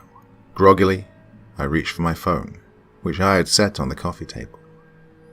As I pushed the on button to check the time, I heard a noise from outside that startled me. It was soft but unnatural, and I tried going over everything in my mind that could be moved by the storm and caused the noise. I came up with nothing. As my heart began to pound in my ribcage, I stood up and stepped as quietly as possible to where I'd left Scott's rifle by the door. As I picked it up, I stole a look out of the window next to my front door and saw nothing but the blowing snow of the storm raging outside. I continued making my way around the house silently, looking through each window until I came to my back door. The backyard was difficult to make out, and I could see that the snow reached the top of my porch, but when straining my eyes, I was able to distinguish dark spots in the storm. The more I looked at them, the easier I was able to see that they were silhouettes standing just inside my fence. It was painfully difficult to get a really good look at the creatures, because their skin was so similar to the snow that covered them, but didn't seem to bother them. I pulled my phone out of the pocket of my sweatshirt, where I'd put it, and quickly opened up a text to Jessie. I typed as fast as I could, telling her that I thought the Yetis were at my house. As soon as I pressed send, I slid my phone onto the dining table beside me and reached for the doorknob. The deadbolt slid out of place easily, and as I unlocked the knob itself and turned it, I heard the howling wind slamming into every surface it could. The door was thrown from my grasp when I opened it by that vengeful wind, and it hit the wall with a loud thud. The air that rushed into the house bit my face and tried to blind me with its sheer force and the snow it carried. A familiar, deep-throated rumble started to sound from the distance, and I knew, without even thinking about it, that it was coming from the Yetis who were standing by the large tree towards the fence. I slipped on the shoes that were sitting next to the door and positioned the rifle against my shoulder, aimed in the direction of the monsters. I felt my entire body shiver from a combination of the cold and fear as I took a deep breath and then walked through the doorway to face my enemy. The harsh, constant gusts made it difficult to steady the rifle or see more than a few feet in front of me. Although I could make out the silhouettes, I wasn't sure I could hit one of them. It had been a long time since I'd fired a gun, and even longer since it was a rifle. Scott used to take me once a month to the shooting range to practice with pistols, but since he'd been taken, I hadn't even thought about it. Just breathe and squeeze, I whispered to myself. I thought of Scott, of his smiling face, of his dreams that would never come to life, of the person he'd been, and mostly of the person he always thought his little sister was and could be. I would be that person for him. I would be brave. I would save the town. I would kill one of those goddamn Yetis if it was the last thing I do. No, wait, I thought to myself. Not the last thing I do. I still have to do the ritual as well. Give us the child. A voice carried through the storm like it was shot with a catapult. The voice itself was gravelly and deeper than anything I could imagine. Each word was said slowly, each syllable resounding like the engine of a jet airliner. It took a moment for me to realize that the voice belonged to one of those creatures. During my silent thoughts, the noise that originally sounded to notify me that there was something outside came again, and I saw what it was. One of the Yetis, the one closest to the tree, slammed a hand against the thick trunk. It didn't sound like wood snapping, or the typical thud you might hear if you hit a tree with your own fist. It was more like a loud banging that a heavy door on a mansion might make. It was stifled a little by the weather, but still loud enough to clearly be heard and felt in my bones. "The child is gone," I shouted back, not sure of which Yeti spoke. Standing at the edge of my porch, being pounded by the sharp daggers of the icy assault, I could see that there were at least 3 of them in my yard ahead of me. I think they were all facing me as well, but even now I couldn't tell you for certain. "The child is ours," came the harsh voice once more. I felt like I was frozen in place. I couldn't move, I couldn't speak, and, worst of all, I couldn't reach my finger to the trigger. "Do not attempt bravery as the male did. His companion was not worth his insolence." The words repeated in my head over and over, with no doubt in my mind that it was talking about Scott. Did it know that he was my brother? Did it even have the concept of siblings and family? "The child is not here," I spoke firmly, determined to stand my ground. "Then bring the woman. Give us the queen," it said. "Tessa is not here either, and you will not have her." I raised my voice and tried to sound as hard as possible. Instead of the voice coming again, a deafening crack tore through the immediate area. Before I could understand what had happened, a huge limb from my tree slammed into the snow at the end of my porch. I jumped back, narrowly being missed by the object. My porch wasn't as lucky, and the bounce, caused from the force of the landing, landed in the snow, and I heard the wood of the steps creak and splinter. I quickly composed myself to take aim once again, leveling the sights of the rifle to the spot I was assuming and hoping would be around the chest of the monster. I wasn't sure if this thing had a heart like a human does, or where exactly it would be located, but I figured the chest was my best bet for bringing it down. Thundering laughter echoed into my ears as I closed one eye and took a slow breath in. I braced myself for the recoil. On the exhale, I squeezed the trigger. The laughing immediately stopped, and a shout of enraged pain overpowered the ringing in my ears. Oh, shit, it's not dead, I thought to myself, and tried to take aim once more. The Yetis were moving, though, and I couldn't determine just where they were, let alone which one had been the one to get hit. I lowered the rifle and focused both eyes into the blowing snow, desperately trying to see. The shout died down, and I was left with only the deaf sensation one gets when shooting a gun without ear protection. Just as I was considering how much of a disadvantage this was, a form appeared a few feet from the end of my porch. It towered over me, and a long arm stretched forward to grab the tree limb that had been thrown. I watched in frozen shock as the limb rose high into the air above the awning of my porch. There was no way I wouldn't be hurt when the monster brought it down onto the roof above me. Even if I managed to not be battered with pieces of my home, surely the limb itself would connect with my body, and that would be the end of me. I considered the idea of surviving through that, but knew that that wouldn't matter.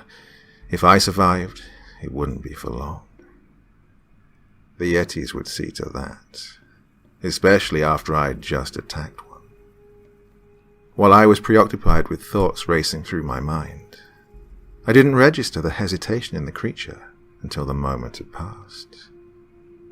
A loud horn blared from the front of the house, growing louder as my hearing began to return, and the vehicle approached the side of the house, facing the fence from the opposite side.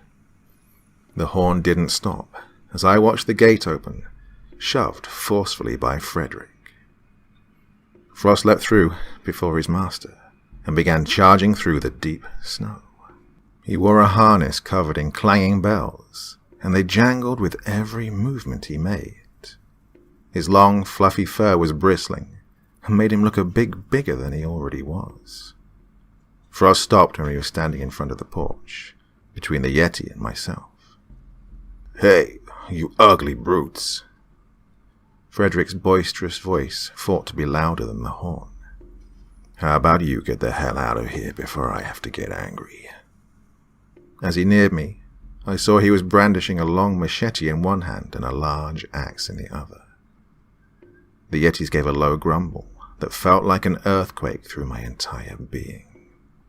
To my surprise, though, they disappeared into the storm, retreating to wherever it is they spend their time.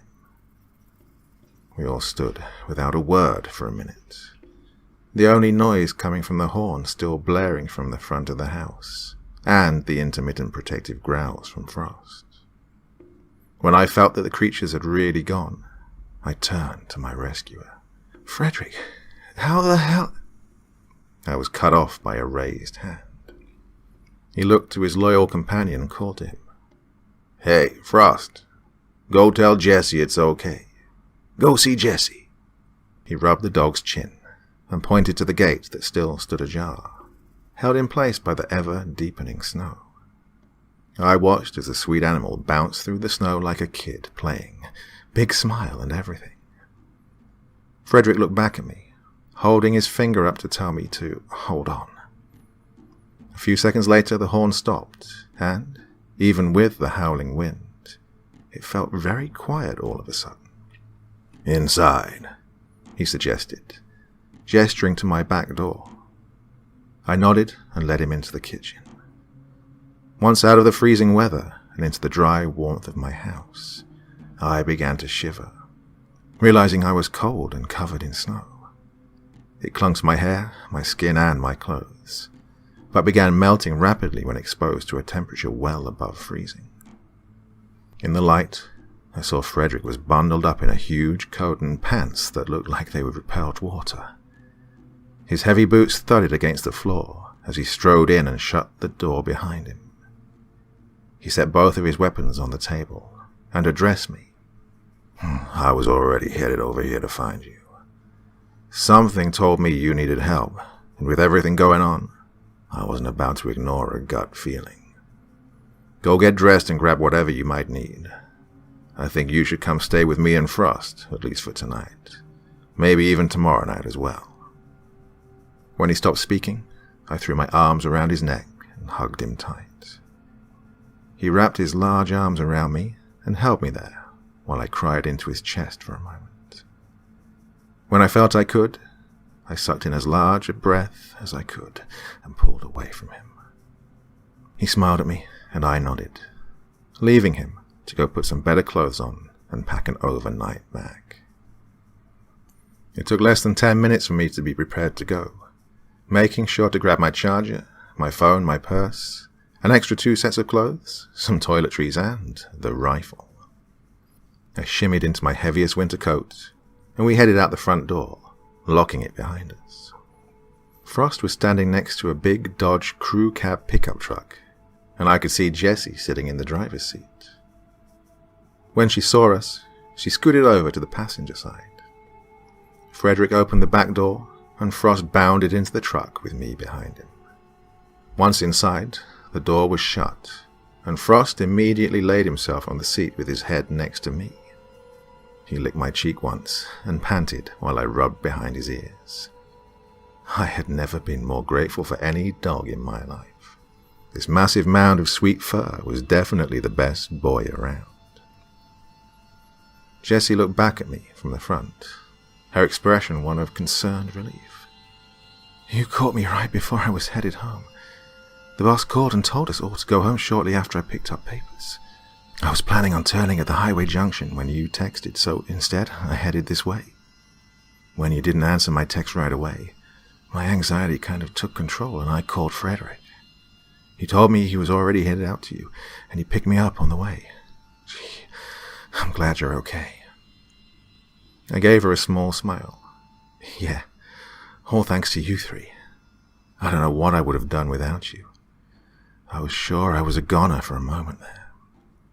During the exchange, Frederick climbed into the truck and shifted to reverse.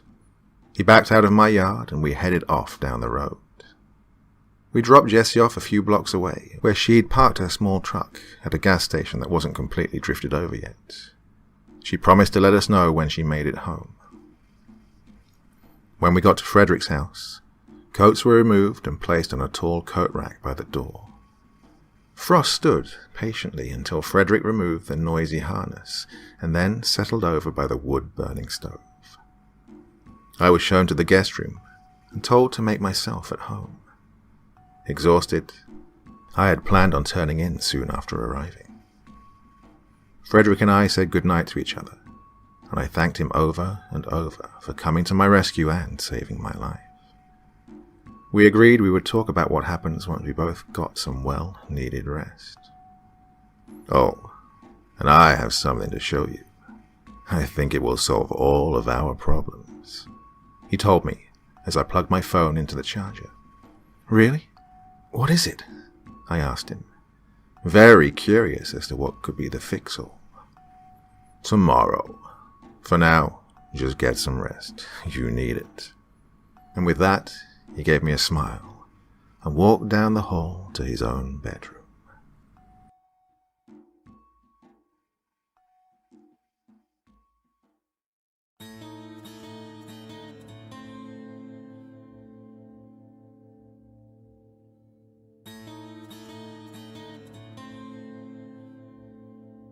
I ended up staying with Frederick for more than just 1 or 2 days. The day after I was brought to his house, we both returned to my home with the intention of him just taking me home. When we arrived, though, we found a horrifying mess. The windows in the back door were broken, along with a window on the side of the house. The door itself was open as well. Leaves and branches held the door ajar, and I opened the door all the way to see the tree that once stood tall and strong in my backyard.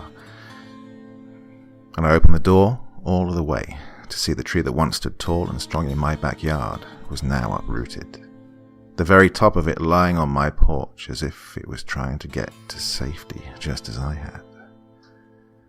After Frederick saw the scene of herbicide that my eyes were glued to, he suggested I stay with him for a little longer. I didn't even have to consider it, and agreed that that would be best. Before our trip to my house, he treated me to some French toast and a nondescript wooden box. It was about a foot long and almost as wide, with a sliding lid. When he pulled the lid from its place, I saw that inside, atop packing straw, was a pocket-sized book with a black leather cover, and a few large vials of dark liquid. Without touching anything, I looked up at Frederick with a questioning expression. He proceeded to explain that he'd managed to get in touch with Richard Horgan. He was a total prick about it too, and refused to come back to help. It was a pain just trying to get him on the phone. No matter what I told him though, he kept telling me he would never return to Juniper. After arguing our case for half an hour, he did agree to send something that he said would help, and he promptly demanded I never contact him again. The book details the ritual, including sketches of the runes we need to carve into the trees. The vials, there's 3 of them, all contain his blood. When we run out, though, we have to find another way, Frederick explained to me. All the while, I'm sure my eyes were wide as saucers. There's enough here to last a few years at least, it looks like. Maybe after that we can consider the child again, I offered, letting out a sigh. Frederick nodded and returned the lid to the box. We finished our breakfast and went to find the shocking state of my house. Over the next few days, the Yetis made sure their presence was known.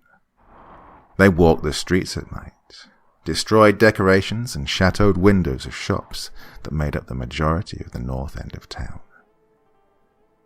I haven't mentioned it before, but the northern end of town is made up of mostly stores, restaurants and, well, a couple of bars. There's also a railroad station just past the commercial area, and then, just past that, there are more homes and a few more stores and businesses. That section, after the railroad station, is the closest to the mountain. All of these homes were terrorized in some way. Christmas had been less than a week before, and some people still had their decorations and lights up. By the time the Yetis were ready to move to the shops and businesses in town, no home had anything festive left where it had originally been placed. Strings of lights were smashed and torn, thrown in yards, across streets and alleys. Wreaths and garlands were torn to shreds. Snowmen were pummeled to piles of snow that made everyone's heart break a little to look at. Nothing was safe, especially if it dealt with the holiday season. The last day of the year came, and New Year's Eve parties in Juniper were so scarce that if you didn't know what day it was, there was nothing else to indicate a day of celebration. Frederick and I spent the evening inside with warm drinks, movies, and Frost, who took to curling up at the end of the couch opposite to where I usually sat. We were all perched in what had become our typical spots when my phone rang. I picked it up from where I sat on the coffee table and answered it after glancing at a number I didn't recognize. "Hello?" I greeted the caller. "Hey, Cora, it's Rachel," the woman on the other end answered. She sounded exhausted, but that could easily be attributed to her work as a nurse at the hospital. "Rachel, how are you?" I asked. "Tessa had the baby, a healthy little girl. She didn't make it, though." Rachel's voice faltered as it sounded like she was choking back tears. "Tessa passed away during the birth. I thought you'd want to know." "Yes, Wow. Thank you, Rachel. I don't know what to say, I answered, my mind suddenly going blank, voiding itself from everything else in the world. I have to go. We had a couple of wrecks come in recently. Seems like the monsters are causing more problems than alcohol tonight. I just thought I'd take a moment to call you right quick, the nurse explained hurriedly. Yeah, of course. Thank you and good luck, I responded, and I hung up the phone without waiting to see if she had anything else to say. I held my phone numbly in my lap and stared in front of me, not really seeing the table or the floor. What happened? Frederick's voice wafted like a distant melody through my ears. I shook my head to clear it and looked at him. The Yetis are causing car wrecks, and Tessa died in childbirth. His face dropped in sadness, and he didn't say anything. Frost, sensing the melancholy state my heart was now in, nuzzled his snout under my elbow and wiggled until his head was in my lap. I gave the dog a small, teary smile and ran my hand over his head and buried my fingers into his fur when they reached his neck. His big brown eyes looked up at me from his position. I let go of my phone and let him lick my palm, rubbing his snout while he did. What about the baby? Frederick asked after giving me a moment. Rachel said it's a healthy baby girl, I answered, taking my eyes off of Frost. Do you want to go see her? The unexpected question caused me to look up and nod. Yeah, I think I'd like that. In half an hour we were pulling up to the hospital. I noticed that there were a couple of police SUVs parked near the ER entrance, and I also recognized Tessa's husband's car in the lot. I pointed both out to Frederick, and he asked if I wanted him to come in with me. Yeah, please, if you wouldn't mind, was my answer. He squeezed my hand gently before exiting the truck. He walked around to my side and helped keep me from falling on the ice as we made our way inside. I knew where Tessa's room had been and immediately began leading Frederick down the hallways to it. When we entered the maternity ward and neared the nurse's station, Rachel greeted us with a sad expression. They're in the room right now saying goodbye, she advised me. I nodded. What about the baby? She walked from behind the station and gestured for us to follow her. We were taken to the large window that showed the nursery and the recent additions to the world. Rachel pointed out a small bundle sleeping quietly in the second row, then left us without another word. I gazed on the child and felt my heart swell with a tingle of joy and pain. She was beautiful. I glanced at Frederick and saw that he was smiling wide. I made a mental note to ask him why he had never had children of his own. Cora? A female voice came from behind us. I turned to see Tessa's daughter, Vera, approaching us with her father in tow. Vera, John, Rachel told me. I'm so sorry. I stepped towards them and hugged them both in turn. I could see the redness of John's eyes, indicating he had only recently stopped crying. Vera was still crying and hugged me tight. Thank you, Vera said in my ear before she broke the hug. I nodded and motioned to Frederick. This is Frederick. He's a good friend of mine and was there when I got the call. My condolences. I'm so sorry for your loss. I can't imagine how either of you are feeling right now, he said, offering a hand to John. John shook it with a silent nod before turning his eyes to the floor. Next, Vera shook his hand. Which one is it? Vera asked me. I brought her up to the window and pointed out the newborn. She stared at it blankly, while John remained where he stood. After a couple of minutes in silence, John finally spoke. That child is not ours. Take it. His voice was shaky, but determined at the same time. I caught a hint of anger in his tone. Tessa had said before that her family wouldn't want the baby, and she was right. I realized in that second that she had also been correct in saying that she would die. What my father means is that, if you're willing, we'd like you to take the child. Only if you want. I know that's what Mum wanted too, but I don't want to put this burden on someone who isn't willing or sure of it, Vera added, staring a few seconds more at the baby before looking back at me. Yes? What do I have to do? I stuttered. Already having considered it since my conversation with Tessa, I knew that, if it came to it, there was no doubt that I would take the child and raise it. Not only would this give me access to the town-saving Yeti blood, but it would also ensure that the child would grow up with someone who knew what she was, and knew how to protect her. Mom was able to form a will during one of her clear moments. You take the baby home when they say it's ready, and we just have some paperwork to complete. It'll take a few days or so to get everything in order before anything can be signed, but you'd be the one leaving with the child, Vera explained. The surprise in her expression only lasted seconds, before being replaced with one of relief. After agreeing that I would be called when things were ready, John and Vera departed. My heart broke for them. Here it was, the very night when a new year would begin, and they'd be starting it with the loss of someone they had just gotten back.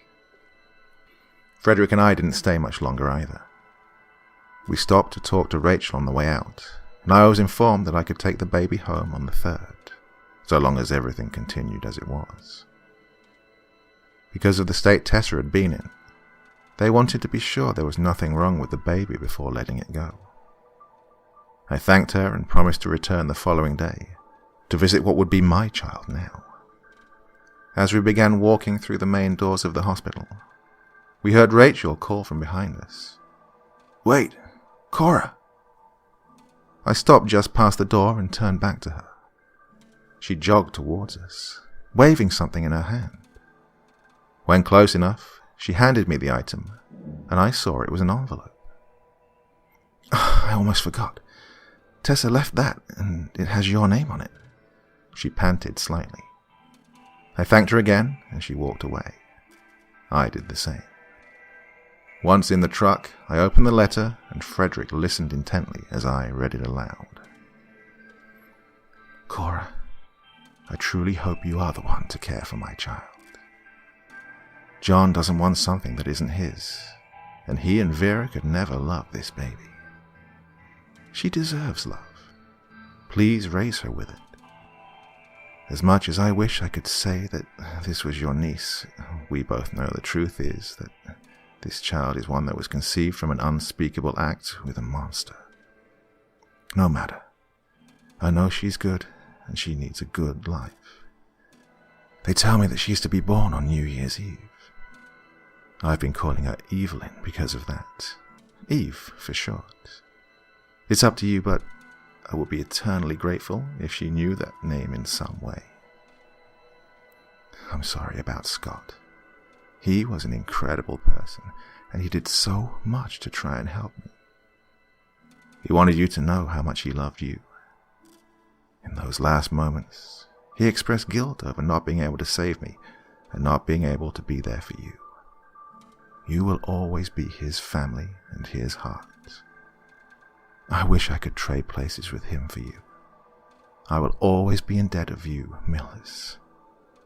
Thank you. Sincerely, Tessa. Frederick wrapped a burly arm around my shoulders, and I cried on his shoulder for a few moments. When I was able to stop and dry my tears, Frederick put the truck into drive, and we left the parking lot. On the way back to his house, we discussed when we would visit the hospital the following day. We agreed to go shopping first, seeing as I was about to bring a baby home in just a couple of days and had absolutely nothing that I would need. He also dropped a bombshell on me that I never would have expected.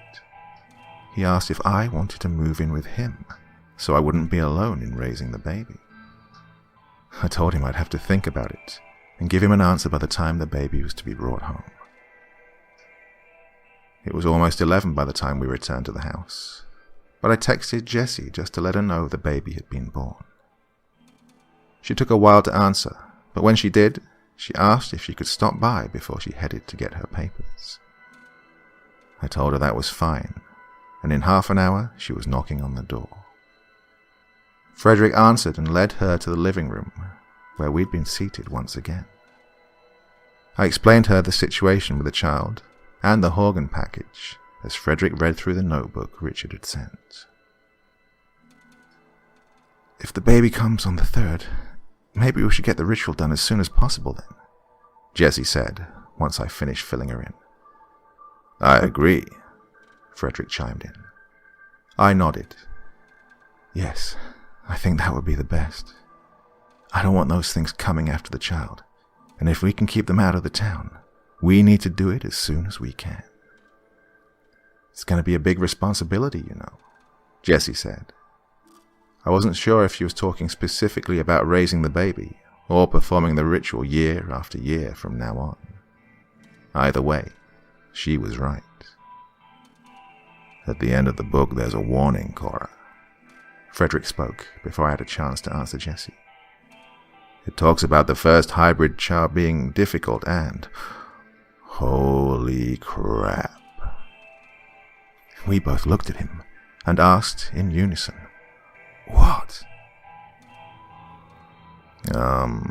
I think, at least, it seems like this was actually written by that child himself. As an adult, I'm sure, but this passage here talks about the issues in first person. Give me a second." He moved the notebook a little closer to his face, as his eyes intently scanned each line. Jessie and I looked at each other with shocked expressions. I'm not sure why, but we had never even considered the possibility that the first Yeti human had left any written documentation of any sort. "Let me read you this." He cleared his throat and read from the passage. "Not being entirely human makes for a difficult life, but not impossible. The darker impulses that try to ensnare me can be pushed away. I have dedicated my entire life and being to making Juniper a town of growth and love. In my younger years, it was discovered that I do not fall ill or undergo physical ailments or injuries as do those around me. I was not impervious, but I also spent no time with doctors or healers until I was coming of age. My 17th year brought a flu unlike any known to mankind. I was plagued with illness and feverish visions. In these visions, my true father called to me and appealed to my monster nature. When I felt myself begin to slip away and yearn for the mountains, which half of my lineage resides in, I was pulled back by the warmth and unwavering love and determination of my mother, the one person in this world that should hate me the most. Those of us who have this monster blood in our veins need to understand that in order to remain on the proper course, we must have that connection to our human side. We must feel more strongly drawn to the world of men rather than the world of demons and creatures.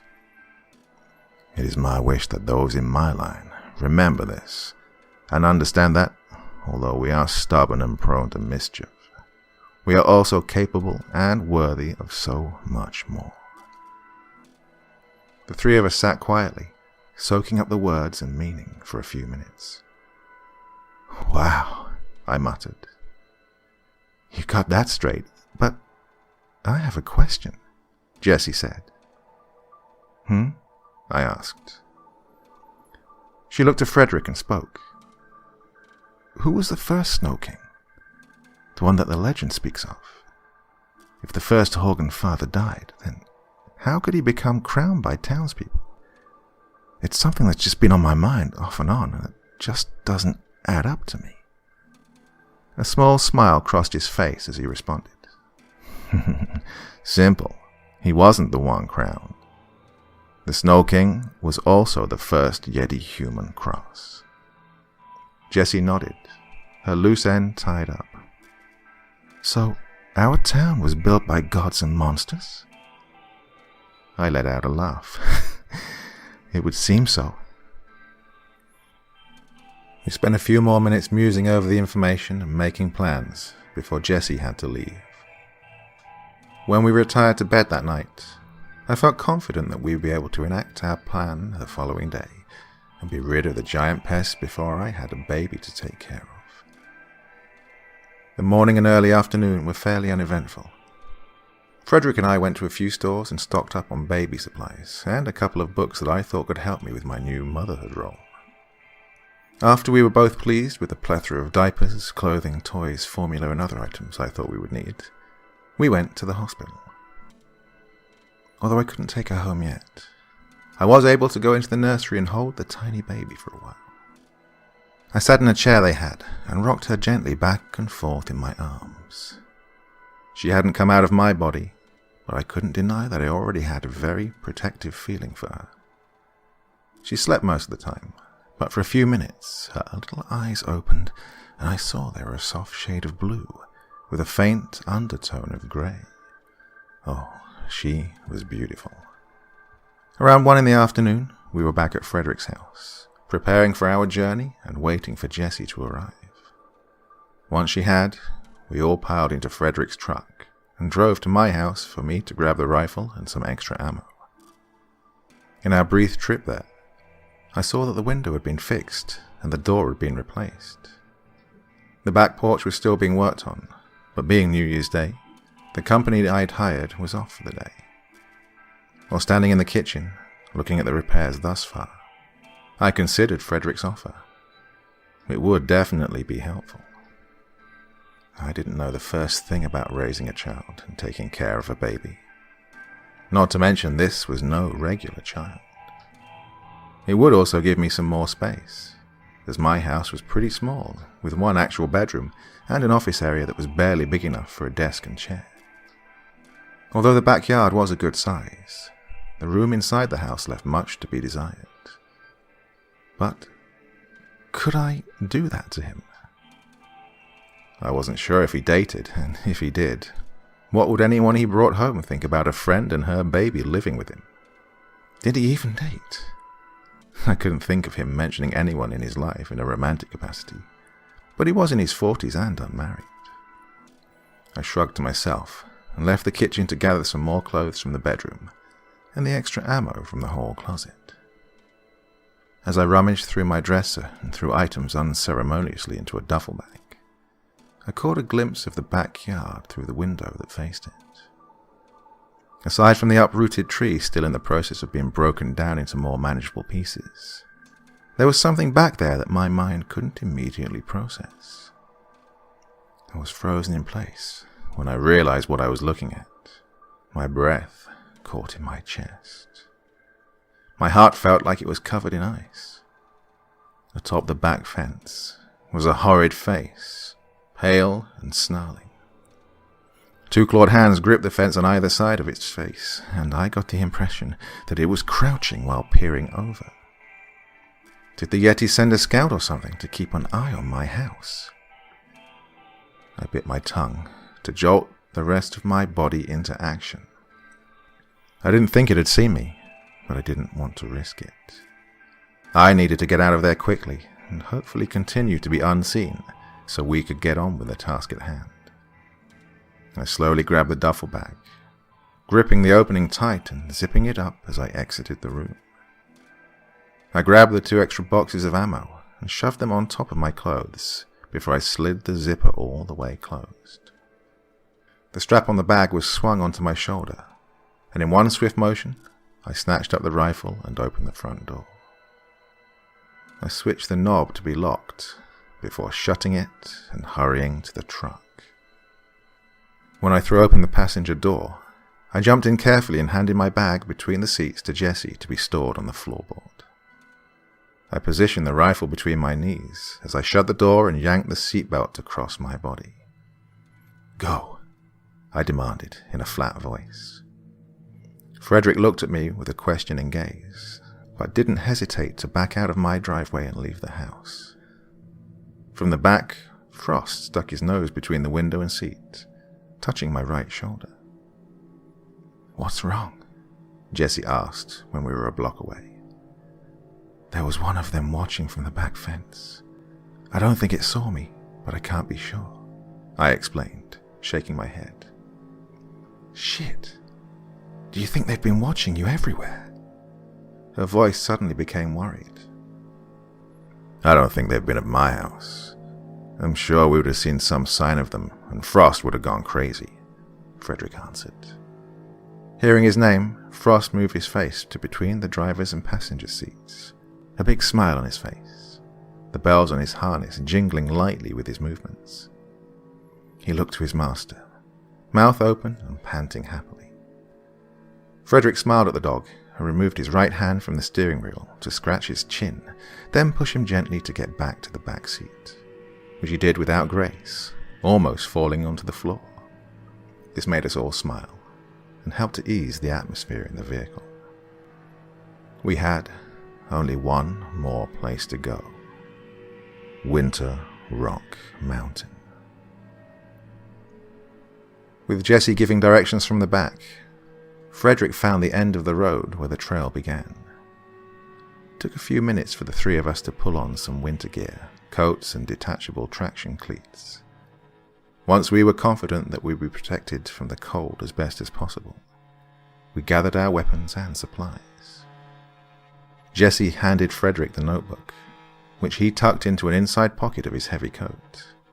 Then she handed me a copied printout of the runes we would need to carve into the trees. We each had 2 knives on us for the carving itself, along with a small pack filled with snacks and water in case they were needed, and some extra knives. The most important item in this pack, which I would be carrying, was the fragile vial of blood. We would have to find a densely needled branch on our way to administer the blood onto the runes. In the pack that Jessie carried were metal wind chimes and chunks of scrap metal. She also carried a measuring tape, twine, nails, screws, a hammer, and a screwdriver. Frederick carried weapons and the extra ammo, aside from the pistol that Jessie wore on her hip, Scott's rifle, which was slung on my back, and the large machete and axe attached to either side of Frederick's belt. The only one not toting anything was Frost. I think he was almost bummed about this.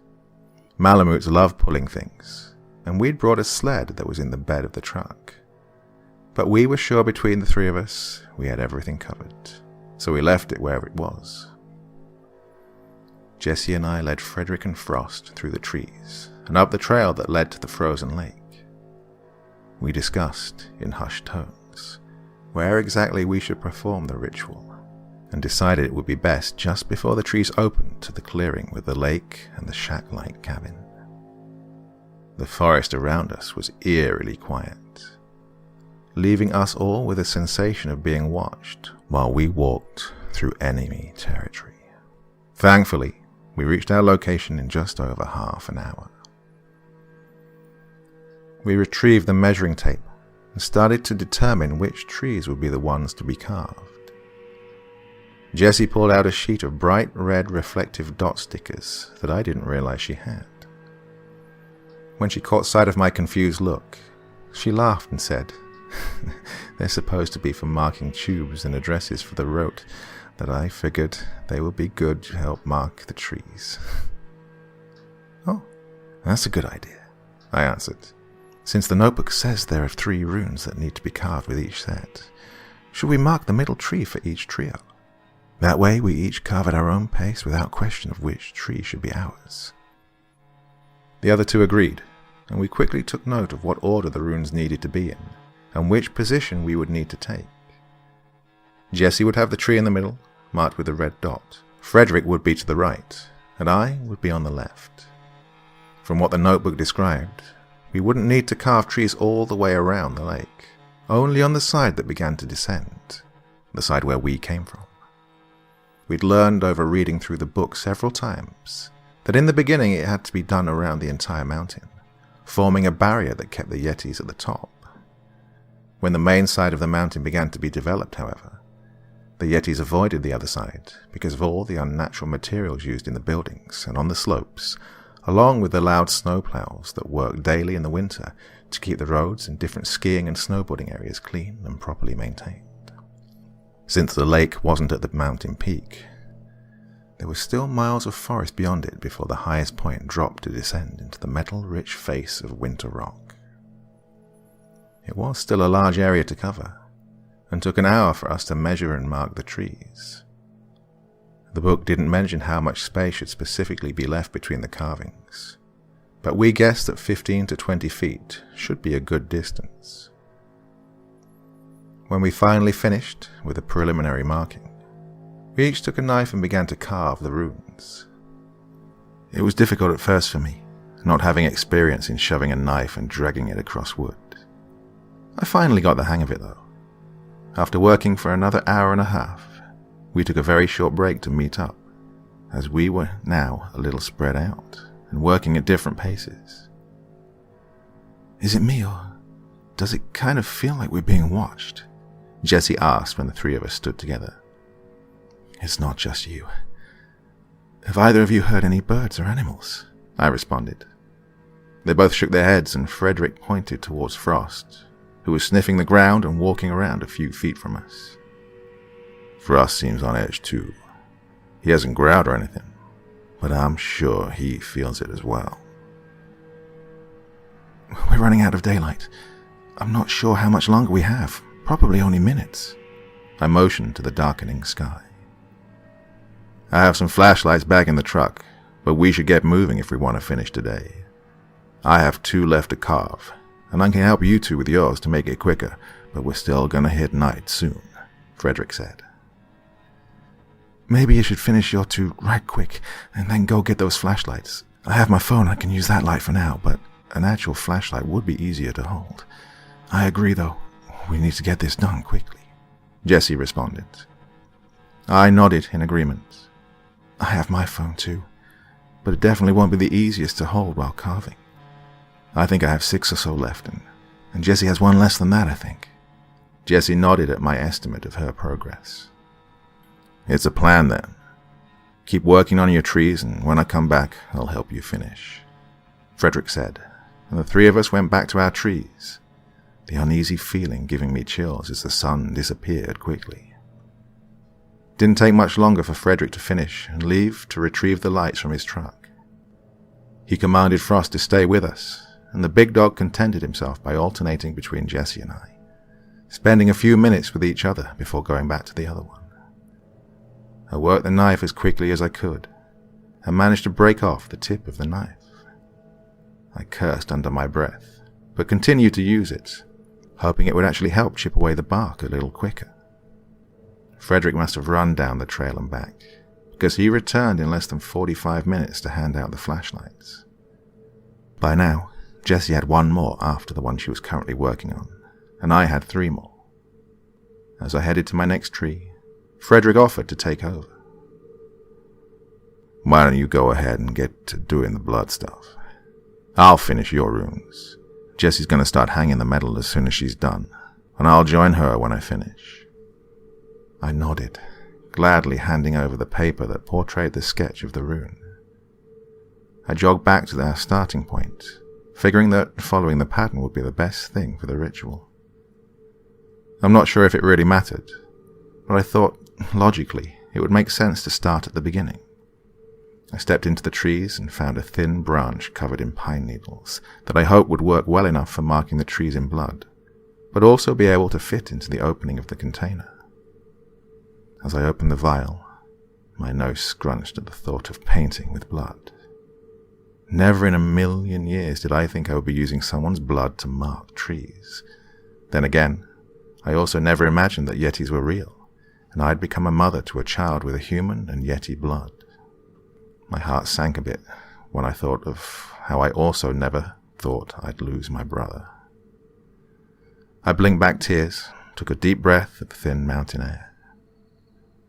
I dipped the tip of the needles into the thick dark liquid and began adding it to the rune carvings on each tree. It took a considerably less amount of time to paint the trees than it did to carve them. I found that, after a few trees, the fact that my medium was blood stopped bothering me, and I was able to work almost robotically to get my task done. By the time I was at the third group of trees, Frederick and Jesse were using the twine, nails, and screws to hang the wind chimes and metal pieces among the branches between each trio of rune-marked trunks. They started at the end and worked their way backwards. We all held flashlights, either in a hand or our mouths, as we worked in total darkness. Frost paced around, never staying still for very long, his bell harness clanking constantly. When I was 3/4 of the way done, a vibration stopped us all in our tracks. I couldn't see the other two at this point, aside from the bobbing beams of light, but I heard all noise cease as the growl grew louder and stronger, rattling me to my core. I turned to look at the lake, shining the light in that direction as I saw 2 other lights do the same.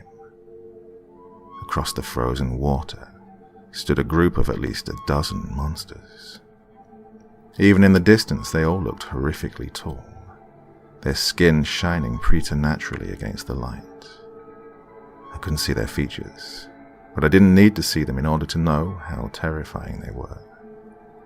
I'd seen them before, and I knew what they were capable of.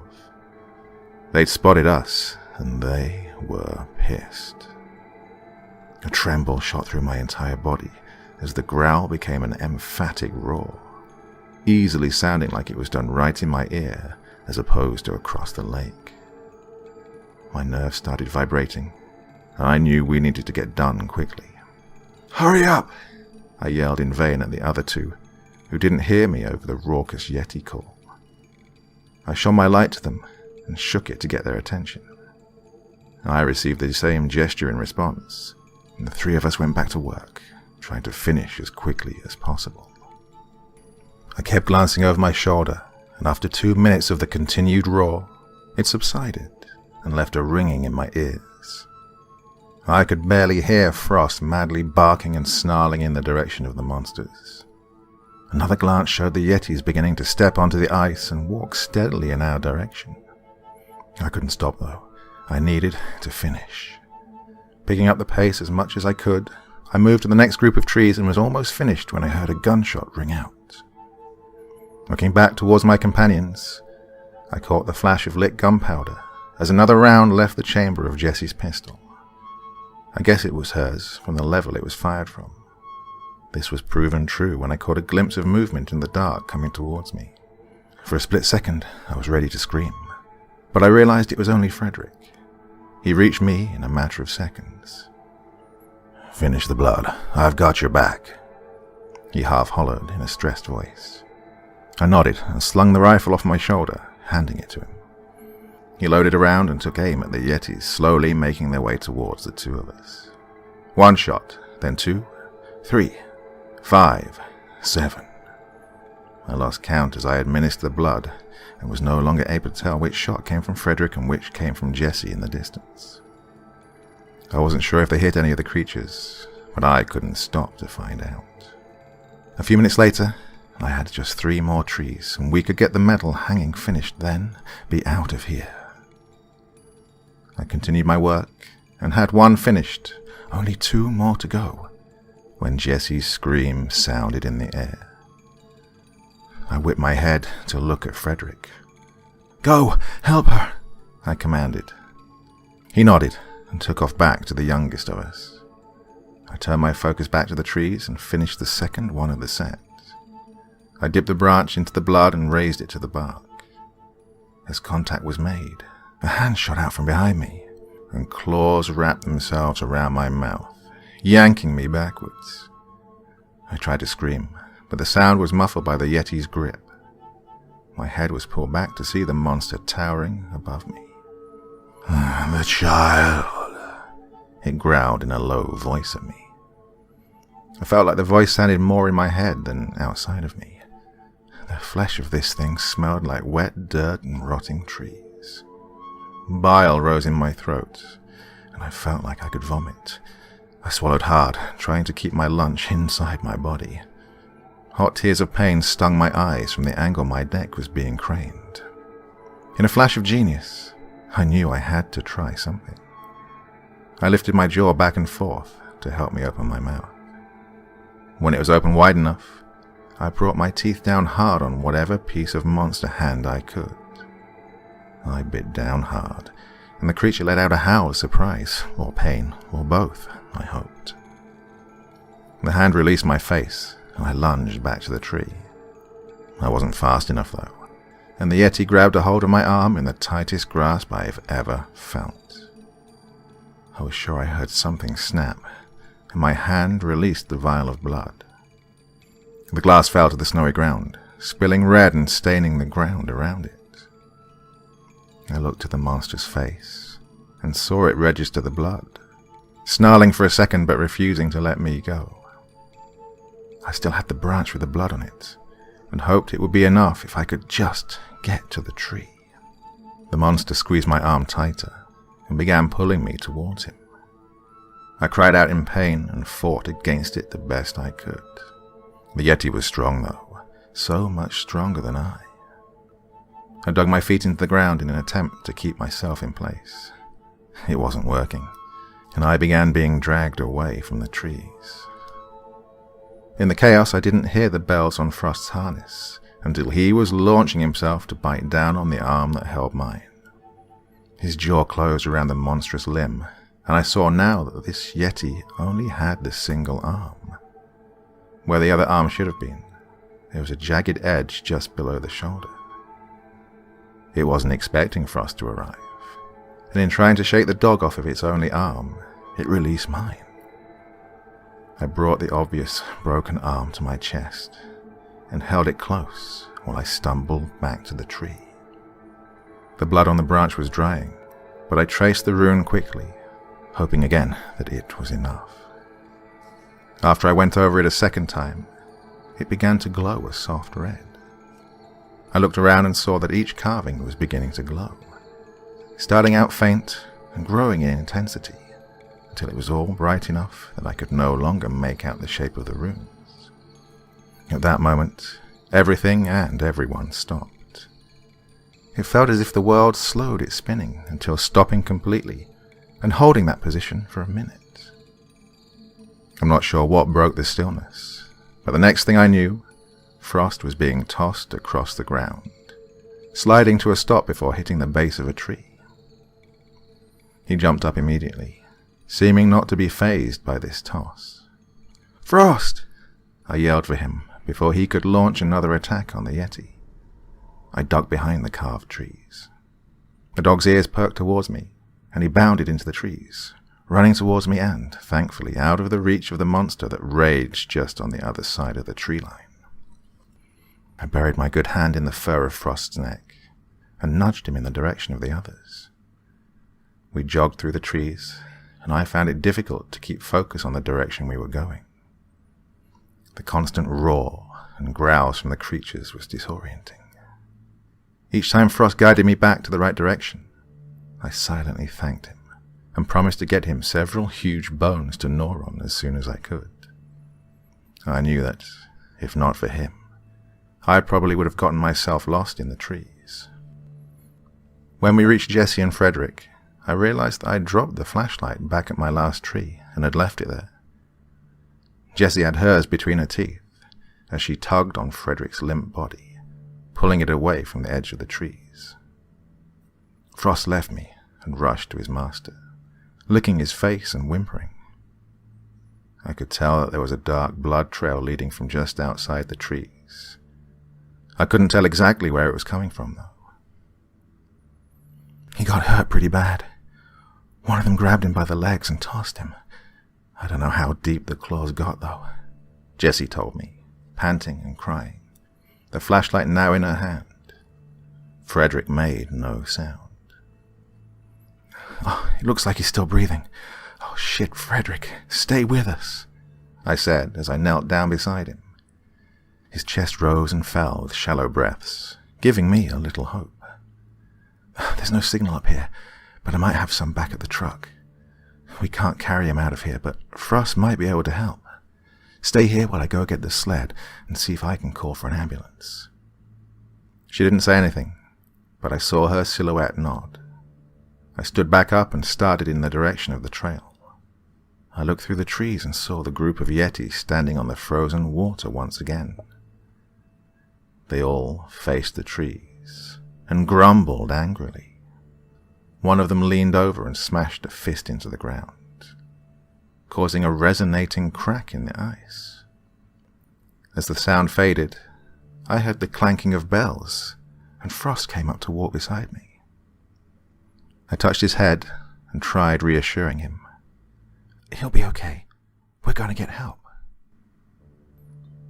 Just over an hour later, Frost and I returned to get Jesse and Frederick. The sled was hooked up to Frost, and he trudged through the snow, pulling his beloved owner along. Jesse and I flanked Frost on either side, also tugging on the sled with ropes. Rescuers met us before we made it very far, and took over for Jesse and I. They talked amongst themselves, trying to keep us from hearing what they were saying, but I still heard bits and pieces. It wasn't looking good for Frederick. He was loaded into the back of an ambulance, still unconscious, and seeing how I was holding my arm, they insisted that I join them at the hospital. I promised that we were right behind them. 2 days later, I walked around Frederick's house, eyes full of tears and heart full of sorrow, as I cradled baby Eve carefully against the cast on my arm. She blinked up at me while sucking on the bottle in her mouth. "I promise that you will never be alone. I will make sure you are always loved and strong. You won't grow up with fear, but with knowledge and understanding. I promise to take care of you and protect you like I know your mom and Scott would have," I cooed in a soft voice, tears beginning to slide down my cheeks.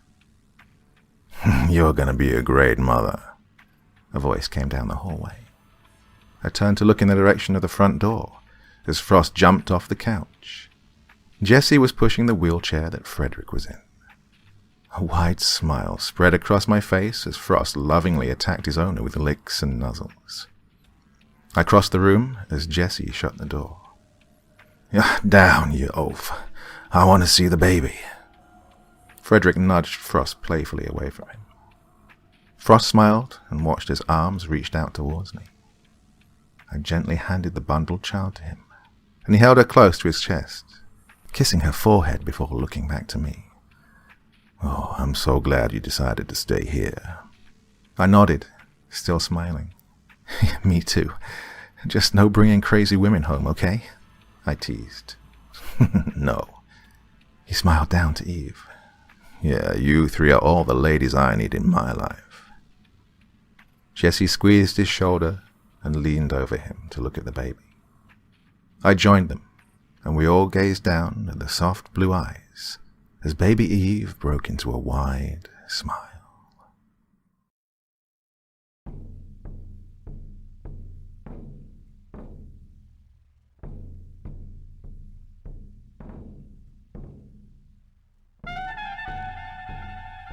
And so once again, we reach the end of tonight's podcast. My thanks as always to the authors of those wonderful stories, and to you for taking the time to listen. Now, I'd ask one small favor of you. Wherever you get your podcast from, please write a few nice words and leave a 5-star review, as it really helps the podcast. That's it for this week, but I'll be back again same time, same place, and I do so hope you'll join me once more. Until next time, sweet dreams and bye-bye.